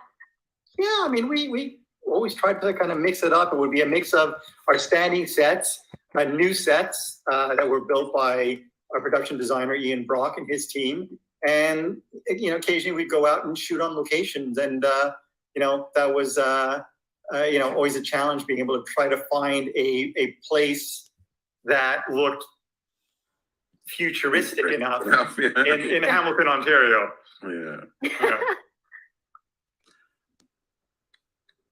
Now, Roger, are you, before we get to the final images of the episode, I wanted to ask you, do you have any aspirations, and I didn't notice exactly if you'd already done something behind the camera. Do you have any aspirations to work off camera, behind the camera? Definitely. I've written some things, and there's some things that we're trying to get going, and hopefully you'll hear about them sooner than later. Oh, wow. Some things in the works. So, yeah. If you need anyone to read your script, yes. Some tough love. Don't hesitate. I know. I'm scared of that, but yes. Yeah. What can we ask at least? What genre is it that you're working on? Is it sci-fi or is it? It's more drama, but it's it's drama. Cool. All of a sudden, the comment section just goes insane. Where was the oddest place you filmed? That's a good one. I have to say with Bulgaria. It was a great experience. And speaking of creepy old warehouses, they literally had this place that it was straight. It was probably from, I don't know, 5th century or something. It was like just ancient and old, this old like built thing in the middle of it. Like it was this metal thing that was just there in the middle of it. And it was a lot of fun. And we were able to get a real tank and a real helicopter to do on that film, because they were like busted up old Russian really? That they got for the shoot. Yeah. Huh. It was crazy. And it was cheaper to buy the old helicopter than to make a mock-up like we would do for a film. So who got the helicopter once you wrapped? I seriously, I said, can I buy this thing? And they probably have to disarm it and then ship it back. But probably wouldn't let them ship it back over. Roger, we were seriously, just before you joined us, we were seriously discussing doing a GoFundMe to get Katie a tank for her tornado chase. I want to switch to a helicopter now, much faster. But the helicopter get the tank solid. It's not going to get picked up by any winds. Fair point. I'm gonna have to consider this. Maybe we could do 2. There you go. Unless it's, oh my God, remember Airwolf? I'm dating myself. I was born in 1996, so most things I don't get. Great show. Airwolf helicopter. There you go. Now, Joe, how excited do you think the fans were to see this scene of Tori joining Dark Matter in episode 2 already? I think probably went crazy in their homes. Yeah, I think whenever there's a crossover, people are always thrilled. People always will send me those photos of you, Roger, in your first SU1 appearance, where you look like, what were you, 12? I know. It's like... So, I mean, as I said, you know, I kind of wrote this role for Tori. I knew she would be great in it, and she really hit it out of the park. I like the fact that her character has a bit of Mae West in her. And, you know, as I said, the fact that it was supposed to be a 3-episode gig, and then it turned into more. It turned into more because she couldn't make the 3rd episode where I had intended to kill her off. So she was actually going to a con, and she's like, I'll just cancel the con. And I'm like, well, don't cancel the con, because I know, you know, the actors make a lot of money at these cons. And I was like, look, it's a small scene, so I promised we'd come back for season 2. I'll just bring you back for season 2. And so she went to the con.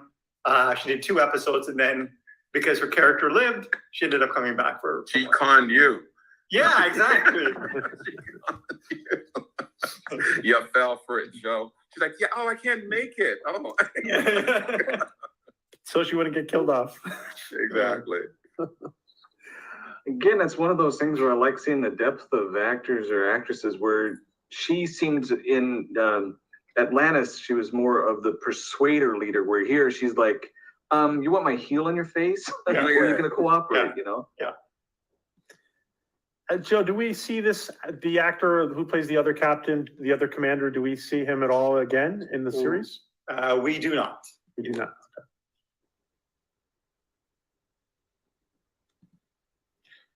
Okay. Gotcha. If anybody has, while I look for the next picture, if anybody has a question they want to throw at Roger or Joe. I have something for Joe. Toward the end of episode 2, we see that 2 is quite the negotiator with the corporate people. Yes. And I'm thinking that maybe her past life was she was a corporate lawyer with one of the. An interesting theory. I will not reveal anything, but obviously there's more to all of these characters than initially meets the eye. In fact, it's something that I was talking about, the fact that when the first episode aired, people were like, these characters are kind of cliche, and kind of purposely so, because they have no backstory. And you want to create those surface impressions where people are like, aha, I know this character already. And then as the series progresses, you begin to kind of undermine those expectations and surprise them. So, yeah. Now, I do have a question because, you know, episode 2, you're really learning to work with the crew and everything. How many bloopers do you guys have of the first few episodes? I'm kind of sad because they made a blooper reel of season 1, and then between seasons, they ended up deleting it. No! But I ended up, they ended up making blooper reels for 2 and 3, and those I kept, and those I have on files, and those you can find online, everything from, you know, funny crack ups to Roger dancing to Hotline Bling, which we'll save for the finale. And the You're sorry reel. Was there that sorry one? Sorry. What? Where everyone kept saying sorry. Oh yeah, sorry, yeah. Sorry. Yeah. Yeah, that was fun. Very Canadian. Yes. And actually, we have one line in there that made me think a little bit, and I was wondering, we talked a little bit about your universe that you set up, but they were pinned down by the corporation. They said they'll just keep throwing bodies at us. Mm-hmm. What kind of population did you have in mind for this? Is this like a trillion human existence, or? You mean galactic? Yeah. Oh yeah, absolutely. Okay. Yeah. And I'd say about 24 corporations.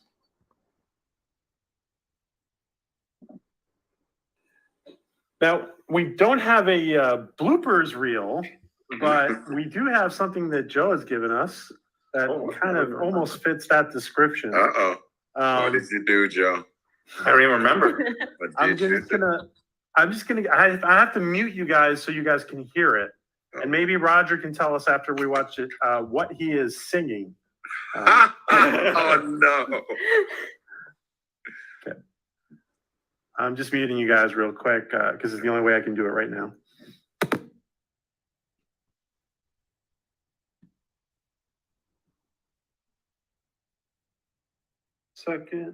One second. And Let's go, PJ. Get with the program.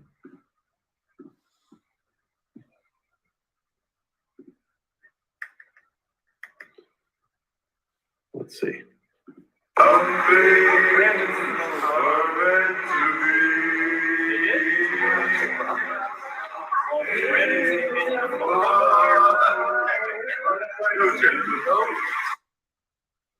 Let me play that again.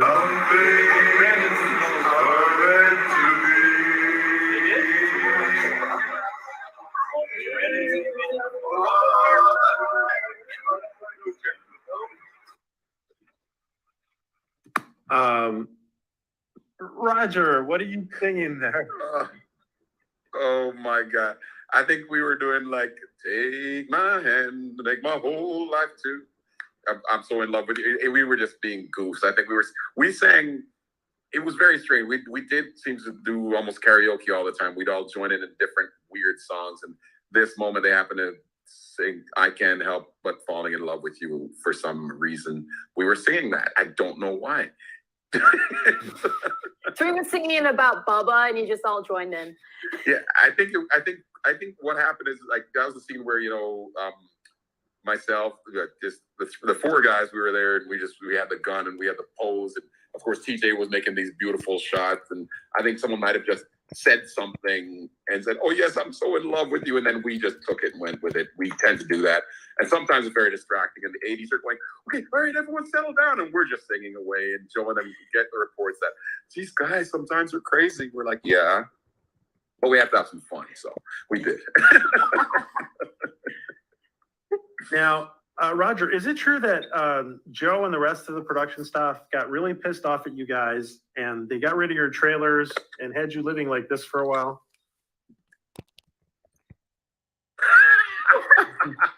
I love that. You see how cruel they are? You see, just for singing, we sang a song and they took it all away and, said, no, you can't go to your hotels either. You have to just live here and do this. So. Method acting. Method, yes. That's a great shot. Oh my God, I've never remember that. It was so cold up there. It really was cold when we were shooting that. We shot in the worst months in Toronto. We came this season 1. We started in November through March, which is the absolute cold. No. It was that factory was so cold that I remember we would scout locations and I think it was like 1 degree Celsius on the day we went to check out the like it was cold, and we went into the factory, and that factory, just because it's metal, it got a refrigerator in there. I had to go outside in 1 degree weather to warm up. Yeah, I was like, I can't stay in here. It's true. It made it like a refrigerator, so we'd go in there and it would be freezing. And Oh my God, I do have to say this, by the way, guys. It's Thanksgiving today in Canada, right? Yes. Yes. Happy Thanksgiving. And I mean, if we needed to reschedule this, Joe, please do, please, if something like that happens. I don't want Last 20 minutes. Okay. Yeah. I am because of the whole COVID thing, I couldn't fly back to be with the family this weekend either. So I'm here, and so Joe's like, do it. I'm like, okay, why not? So That's amazing. All right. If you So ever I'll just want to show, work with me in the future, you will do it, Joe. Or, Roger. well, you'll just show a couple more pictures, then we'll wrap it up because you guys need to get back to Turkey and whatever you guys are doing. yes. Or watching football or. Oh yeah, football. That's true. 2 games, sir. No, okay. Yeah. Any How other about the questions? Lakers? Guys, who watched the game last night? Ooh. Which game? Seattle? No, the Lakers. Lakers won the championship. Come on. Yeah. Don't hate LeBron, King James. I don't hate LeBron. I've never liked the Lakers. Oh, come on. I gotta be in that boat too. But then You again, know what? I'm Michigan. from the area. I don't like him either. Oh, okay, all right. Hey, listen. If it wasn't the Raptors, I wanted it to be the Lakers. Okay. I'm a LeBron fan. Fair That's enough.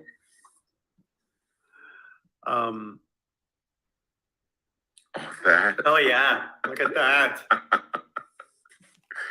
Oh, me on top of the, like that SUV, the big military truck. Yeah, the reverse pist, whatever, yeah. Yeah. Truck.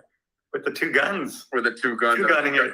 I was literally goofing and just kind of going, like doing the whole Michael Jackson stomp, right? Yeah. Now, a lot of times when you see actors on set just stand by and stuff, they have jackets on because their wardrobe just isn't what it looks like, not warm. Was that a warm jacket and like costume because of being in winter in Canada? Yes, it was heavy and it was warm and it was great in temperatures like in situations like this. It's also a great looking jacket. That was Noreen Landry, our costume designer. Do you still have it? Did you keep the jacket? Oh yeah, I have it. Nice. Yes, I have that jacket. So you're saying you could cosplay at a Comic-Con and you would just blow everyone's mind. yeah, that would be funny. And I mean, you look exactly like you look Six. like him. And I'm like, yep, that's what I do. I cosplay it. That would be hilarious. I'm gonna try that. I'm gonna try that. Oh, Just do a please. thing. Just do a little guest appearance at something that I'm just a fan. Everyone says I look like Six, so why not? And you can enter the cosplay contest and come in second. See, I know that would be. Wouldn't that be great? The voice wasn't quite right. Exactly. And we have a scene here. Well, it's the filming of the scene that Roger is on there. Oh, this is a stunt.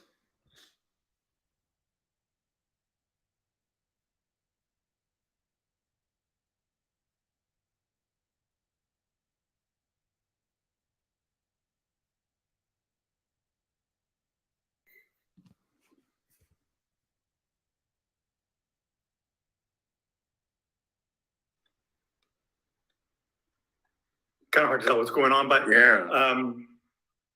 he's essentially dispatching of the guards. The guards there, the soldier there. Joe, when you're filming in winter in Ontario, are there issues of and this is obviously pre-COVID we're talking about, but are there issues of your crew getting like health, sick? Are there health issues involved? Or? No, I mean, we're all very dressed for the careful on weather. set. Yeah, exactly. You dress for the weather. If it's there, you put on your long johns, you put on your different things. Yeah. Very used to living in back then. You know what I mean? Yeah. I was more of a wimp because the West Coast kid wasn't ready for it, so I had to layer up. To survive. The bigger issue is often weather continuity. It's raining when you start shooting, then it stops raining, and you're trying to get coverage, and so you're intercutting between scenes that no longer match, and you have to have visual effects come in and somehow address it. And there'll be an episode in season 3 you'll notice where you'll get 3 different looks. There's a it's like a beautiful sunny day, and then there's snow, and then it's mud. Yes. And I'll see if you pick up on it. And I wasn't wearing appropriate. Anyways, we won't get into all that. Well, actually, because I was wondering, do sets have meteorologists that they just call up when they're like, is it going to be stupid hot and melt their equipment? There should be an on-set meteorologist. You're absolutely right. I'll do it for free. That's a big thing. That's our AD's job. Our ADs, they check the weather and they'll say, well, we have to have weather cover for this day because they're expecting rain, and they have to be up on that stuff if we're doing locations. When we're in the studio, it doesn't matter, but when you're on location, it makes a huge difference, and that's a big part of it. So you're telling me I could branch out of my career, You could. Yes. You should be consulting studios, Katie. I would then when I do the Twister reboot, I better be there. Twister reboot. I almost consulted you last weekend, actually, Katie. So there's something. Anytime. Look at him, so styling. Alex Malazzi Jr. He actually came over and did a few episodes of Coroner this year. Oh yeah, he's been busy. He's been very busy. Yeah, I like to see it. Yeah, me too. Please tell me he kept that sword.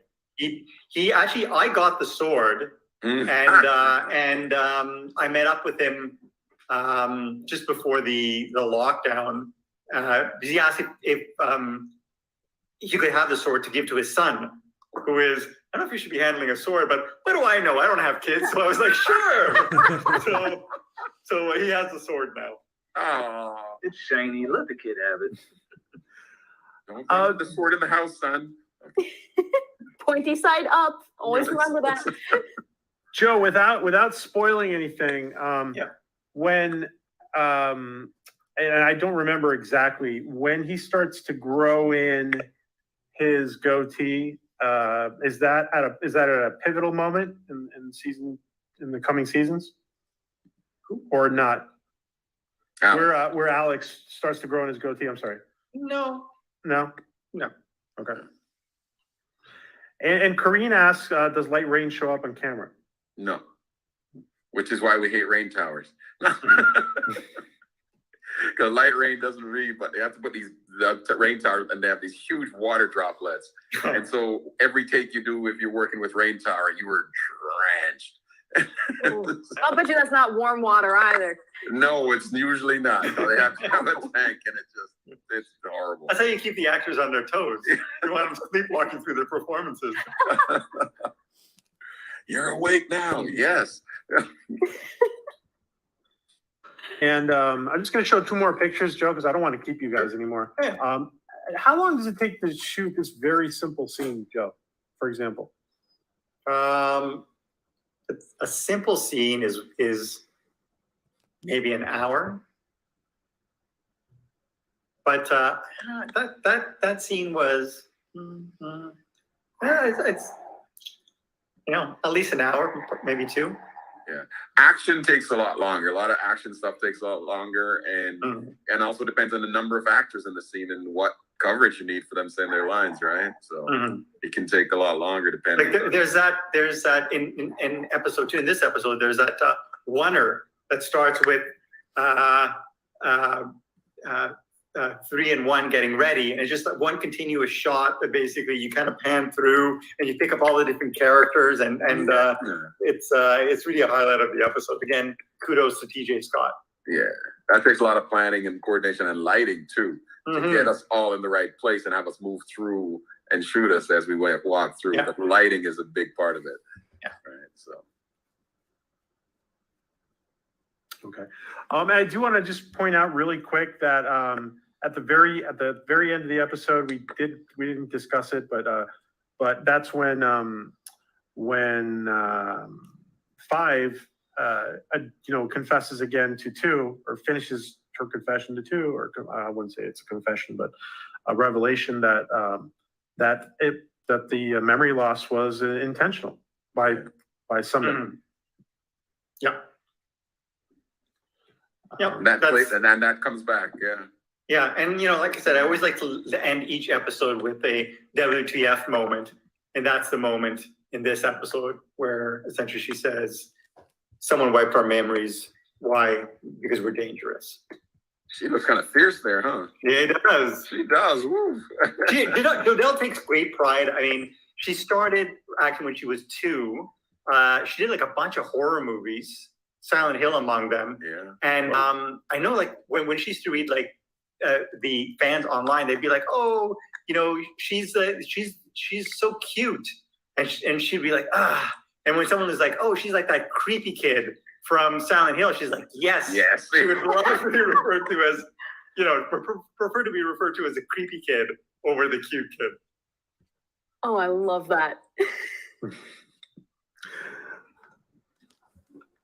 Well, gentlemen, we want you to go be with your families and friends, and not be and not take any more of your time. I do want to finish by asking the chat one more question. This question: raise your hand in the chat if you are watching Dark Matter with all of us for the first time.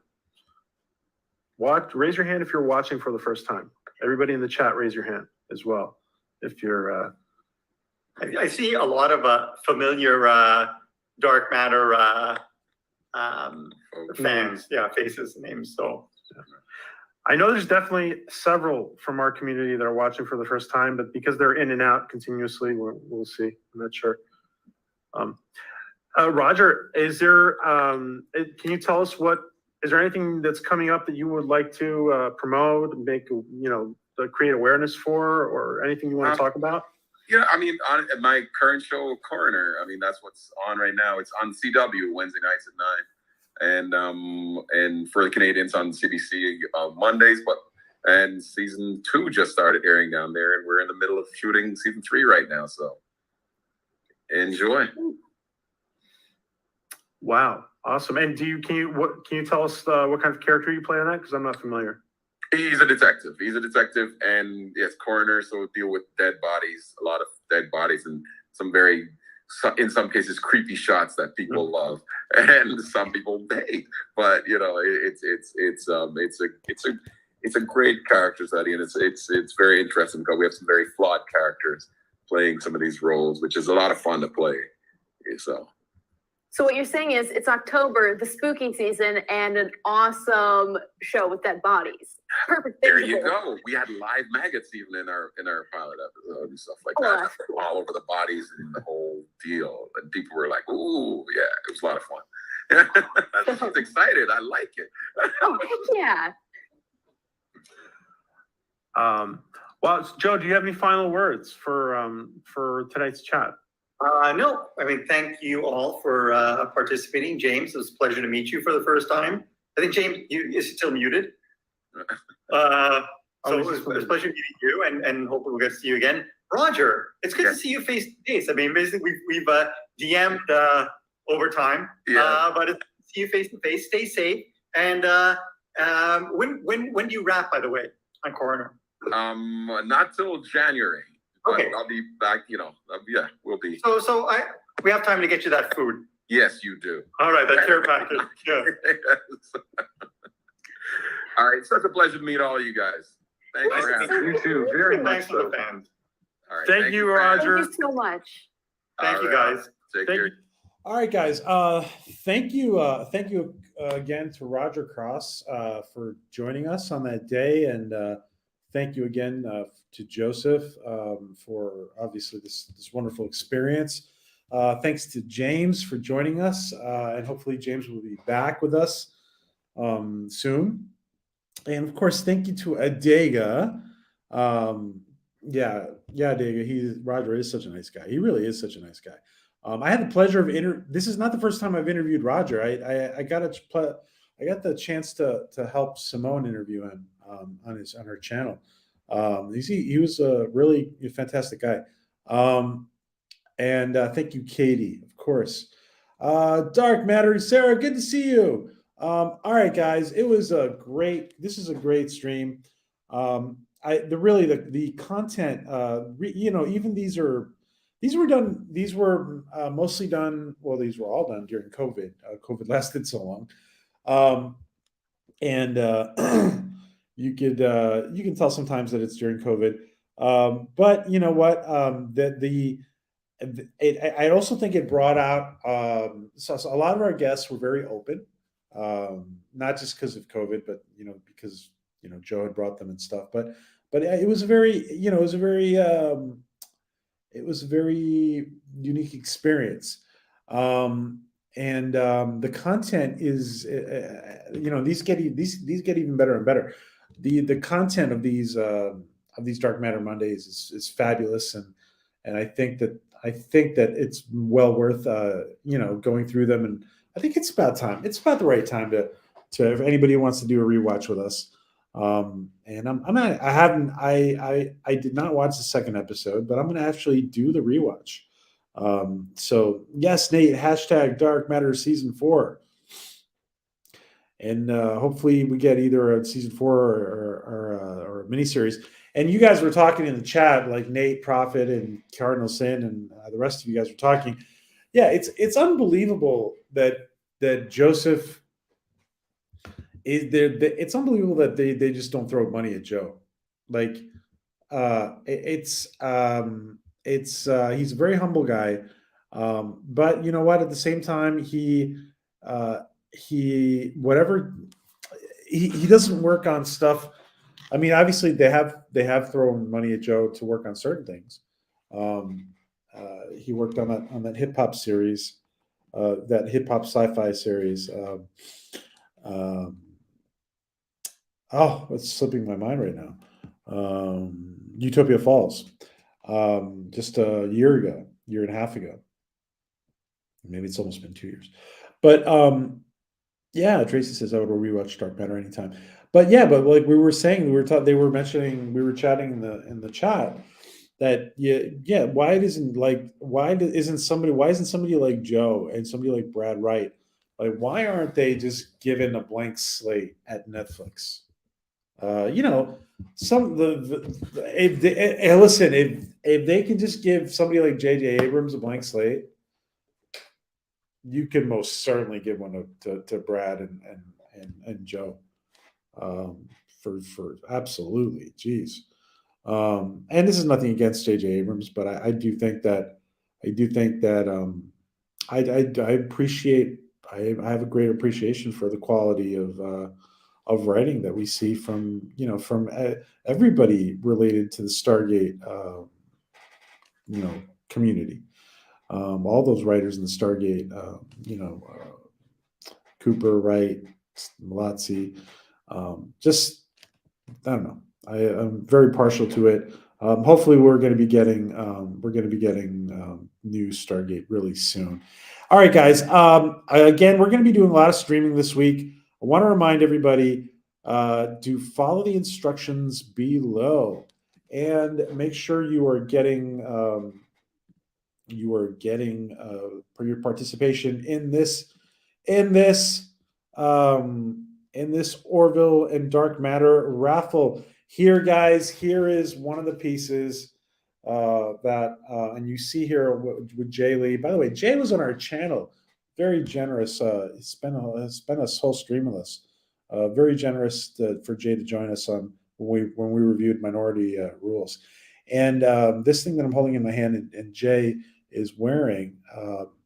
We don't know if it's the same one but anyway, they had a certain number of these that lit up, and it was gifted to us by Tom Costantino. And thank you so much, Tom. I do want you guys to understand that, like, for example, Philip O'Reilly, who was he was an extra. All the extras have these very similar badges, but they had the very rudimentary ones that did not light up. These are fully functional. I don't know how many there are, but it's a very unique piece of stage prop, guys, from the Orville. And yes, and Jay Lee was great, especially with Maria. He got Maria to snort. Thank you, Jay. So guys, yeah, this piece from the Orville Majority Rules. This is, by the way, I gotta say, this is probably one of the most iconic props from the Orville, along probably with if we had a real and functioning Latchcomb.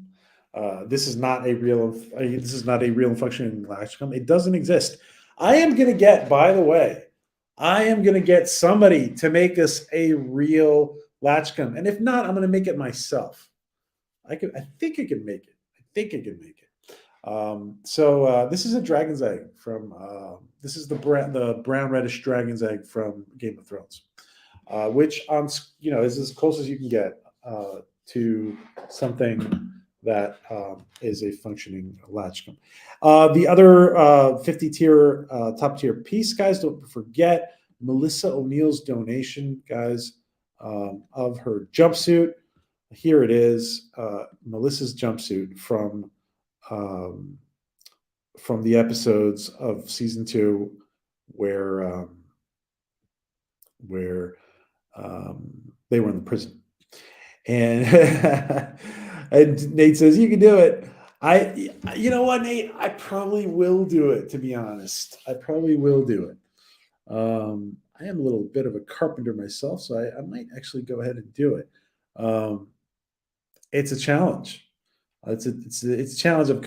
By the way, it doesn't have to be exactly 100% functional. It can be as long as it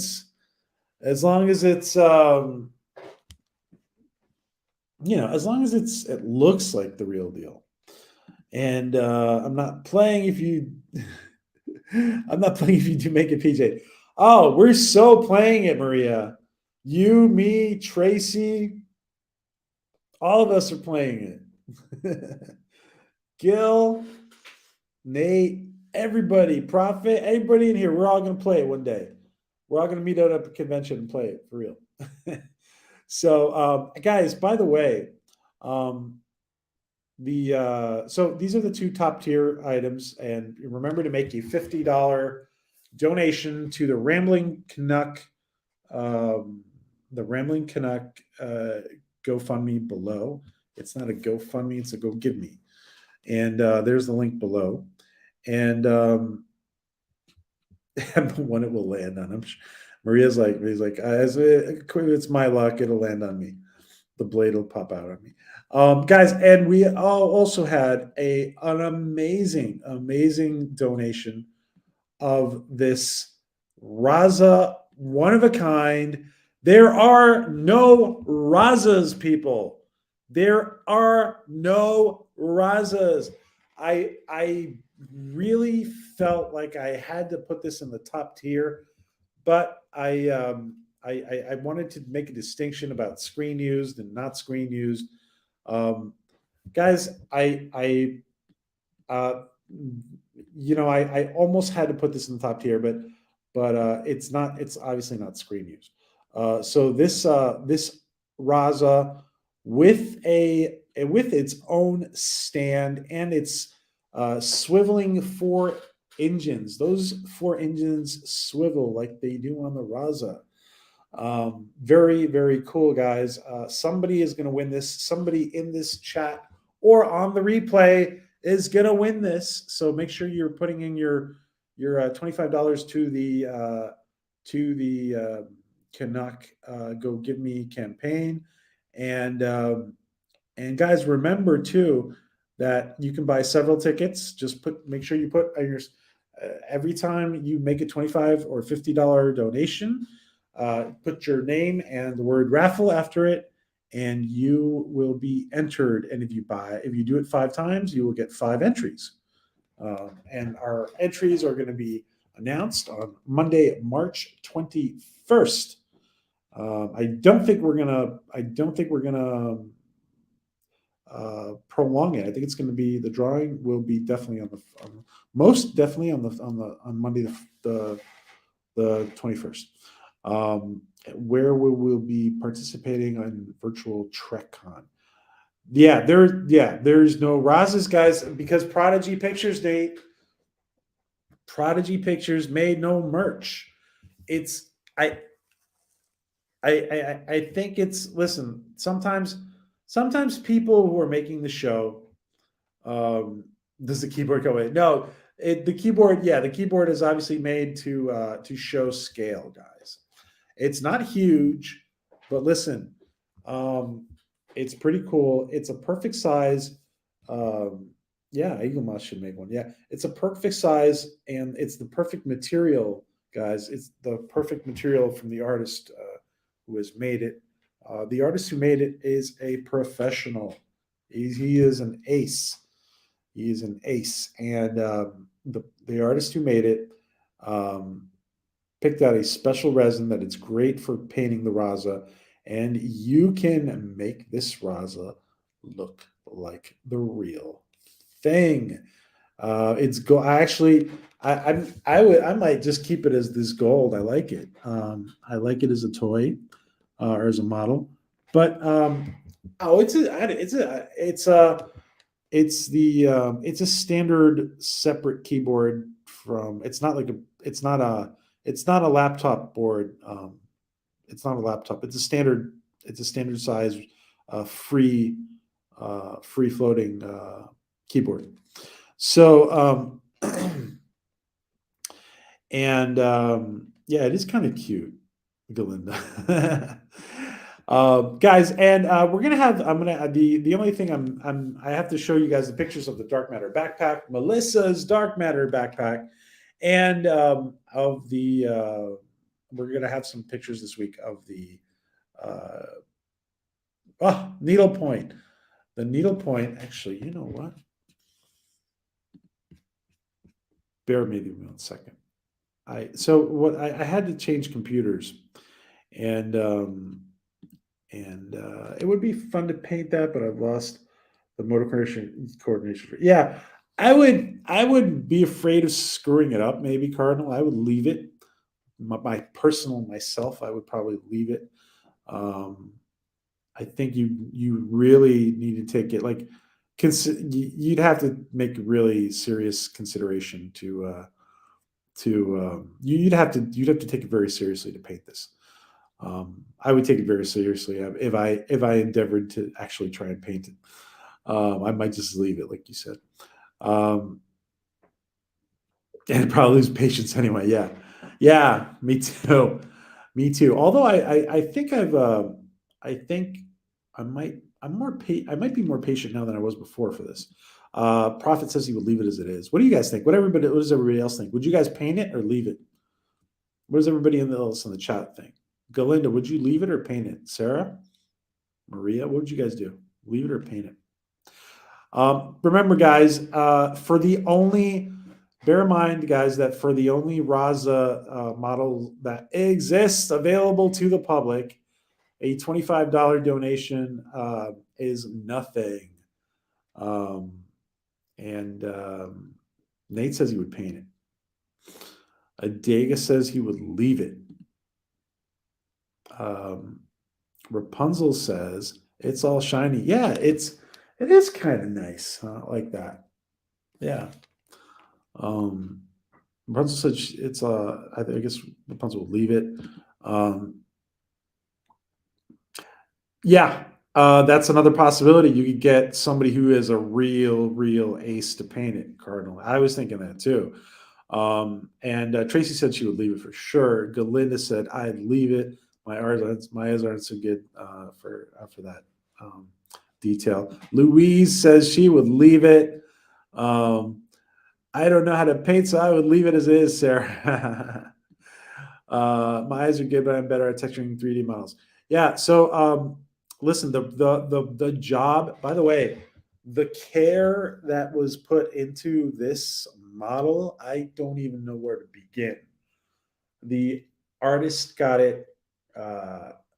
The artist basically took it from pictures. It was a lot of work put into this model. It is extremely. We were running through it. This model is extremely accurate. Extremely accurate. It's something. It's something along the lines of quality that Prophet would do.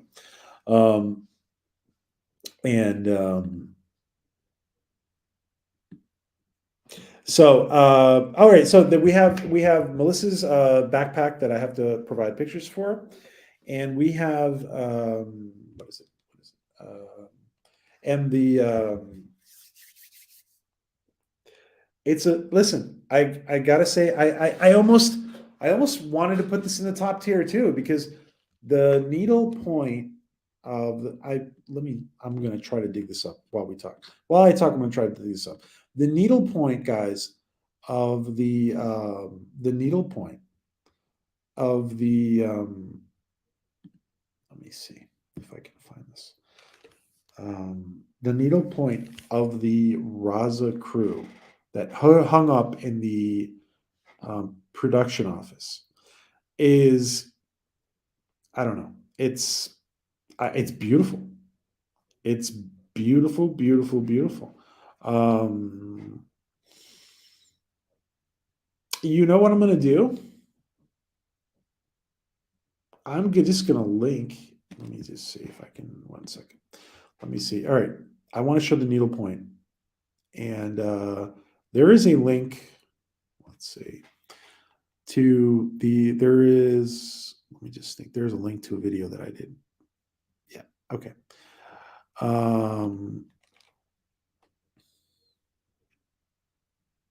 I want to show.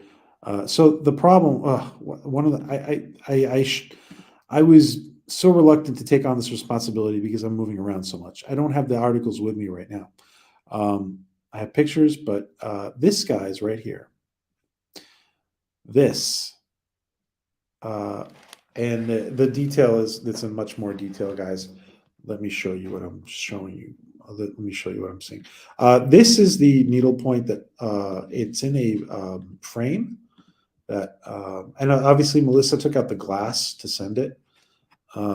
This is a beautiful, beautiful needle point of the Raza crew. And this was hanging up in the production office. I have to ask Joe who actually made it. I thought it was somebody on the crew. This is the beautiful needle point that was done. And let me see. Before we wrap up,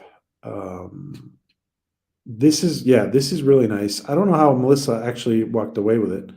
Yeah, it's very cool. And when you see it up close, it's very clear that I don't have enough definition here, guys. But you see here everyone who this is the robot, this is the android 6, 5, 4. They're actually in the number order 3, 2. And it's That's what's it called? awesome. Needle. Yeah. It's needlepoint. I want And that. this is Maria. It- This is Maria reminding me it's needlepoint. And I always forget. I always say crochet. So thanks. Yeah, that's and let me show the backpack 1 second, guys. Let me show the backpack. Let's see really quick if I can find it. And we're going to be providing pictures for this. We took so long. I'm sorry we took so long, Canuck Rambling and Melissa and everybody. We took so long to do this. This is Melissa's backpack, and I will provide a little more footage here, but let me see.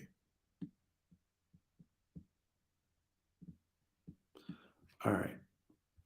This is Melissa's backpack. I just want to show it before we go. And I guess they all got a couple of the one or several of these.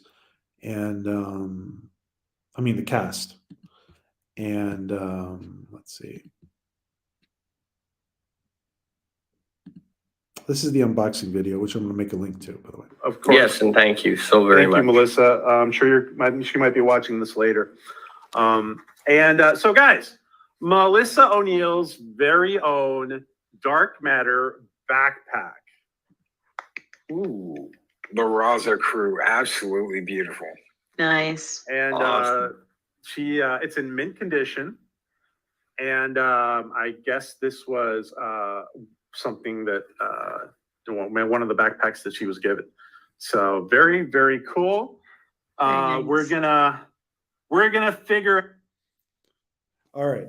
So that is the other item, and we will be putting out more information as much as we can on all these items.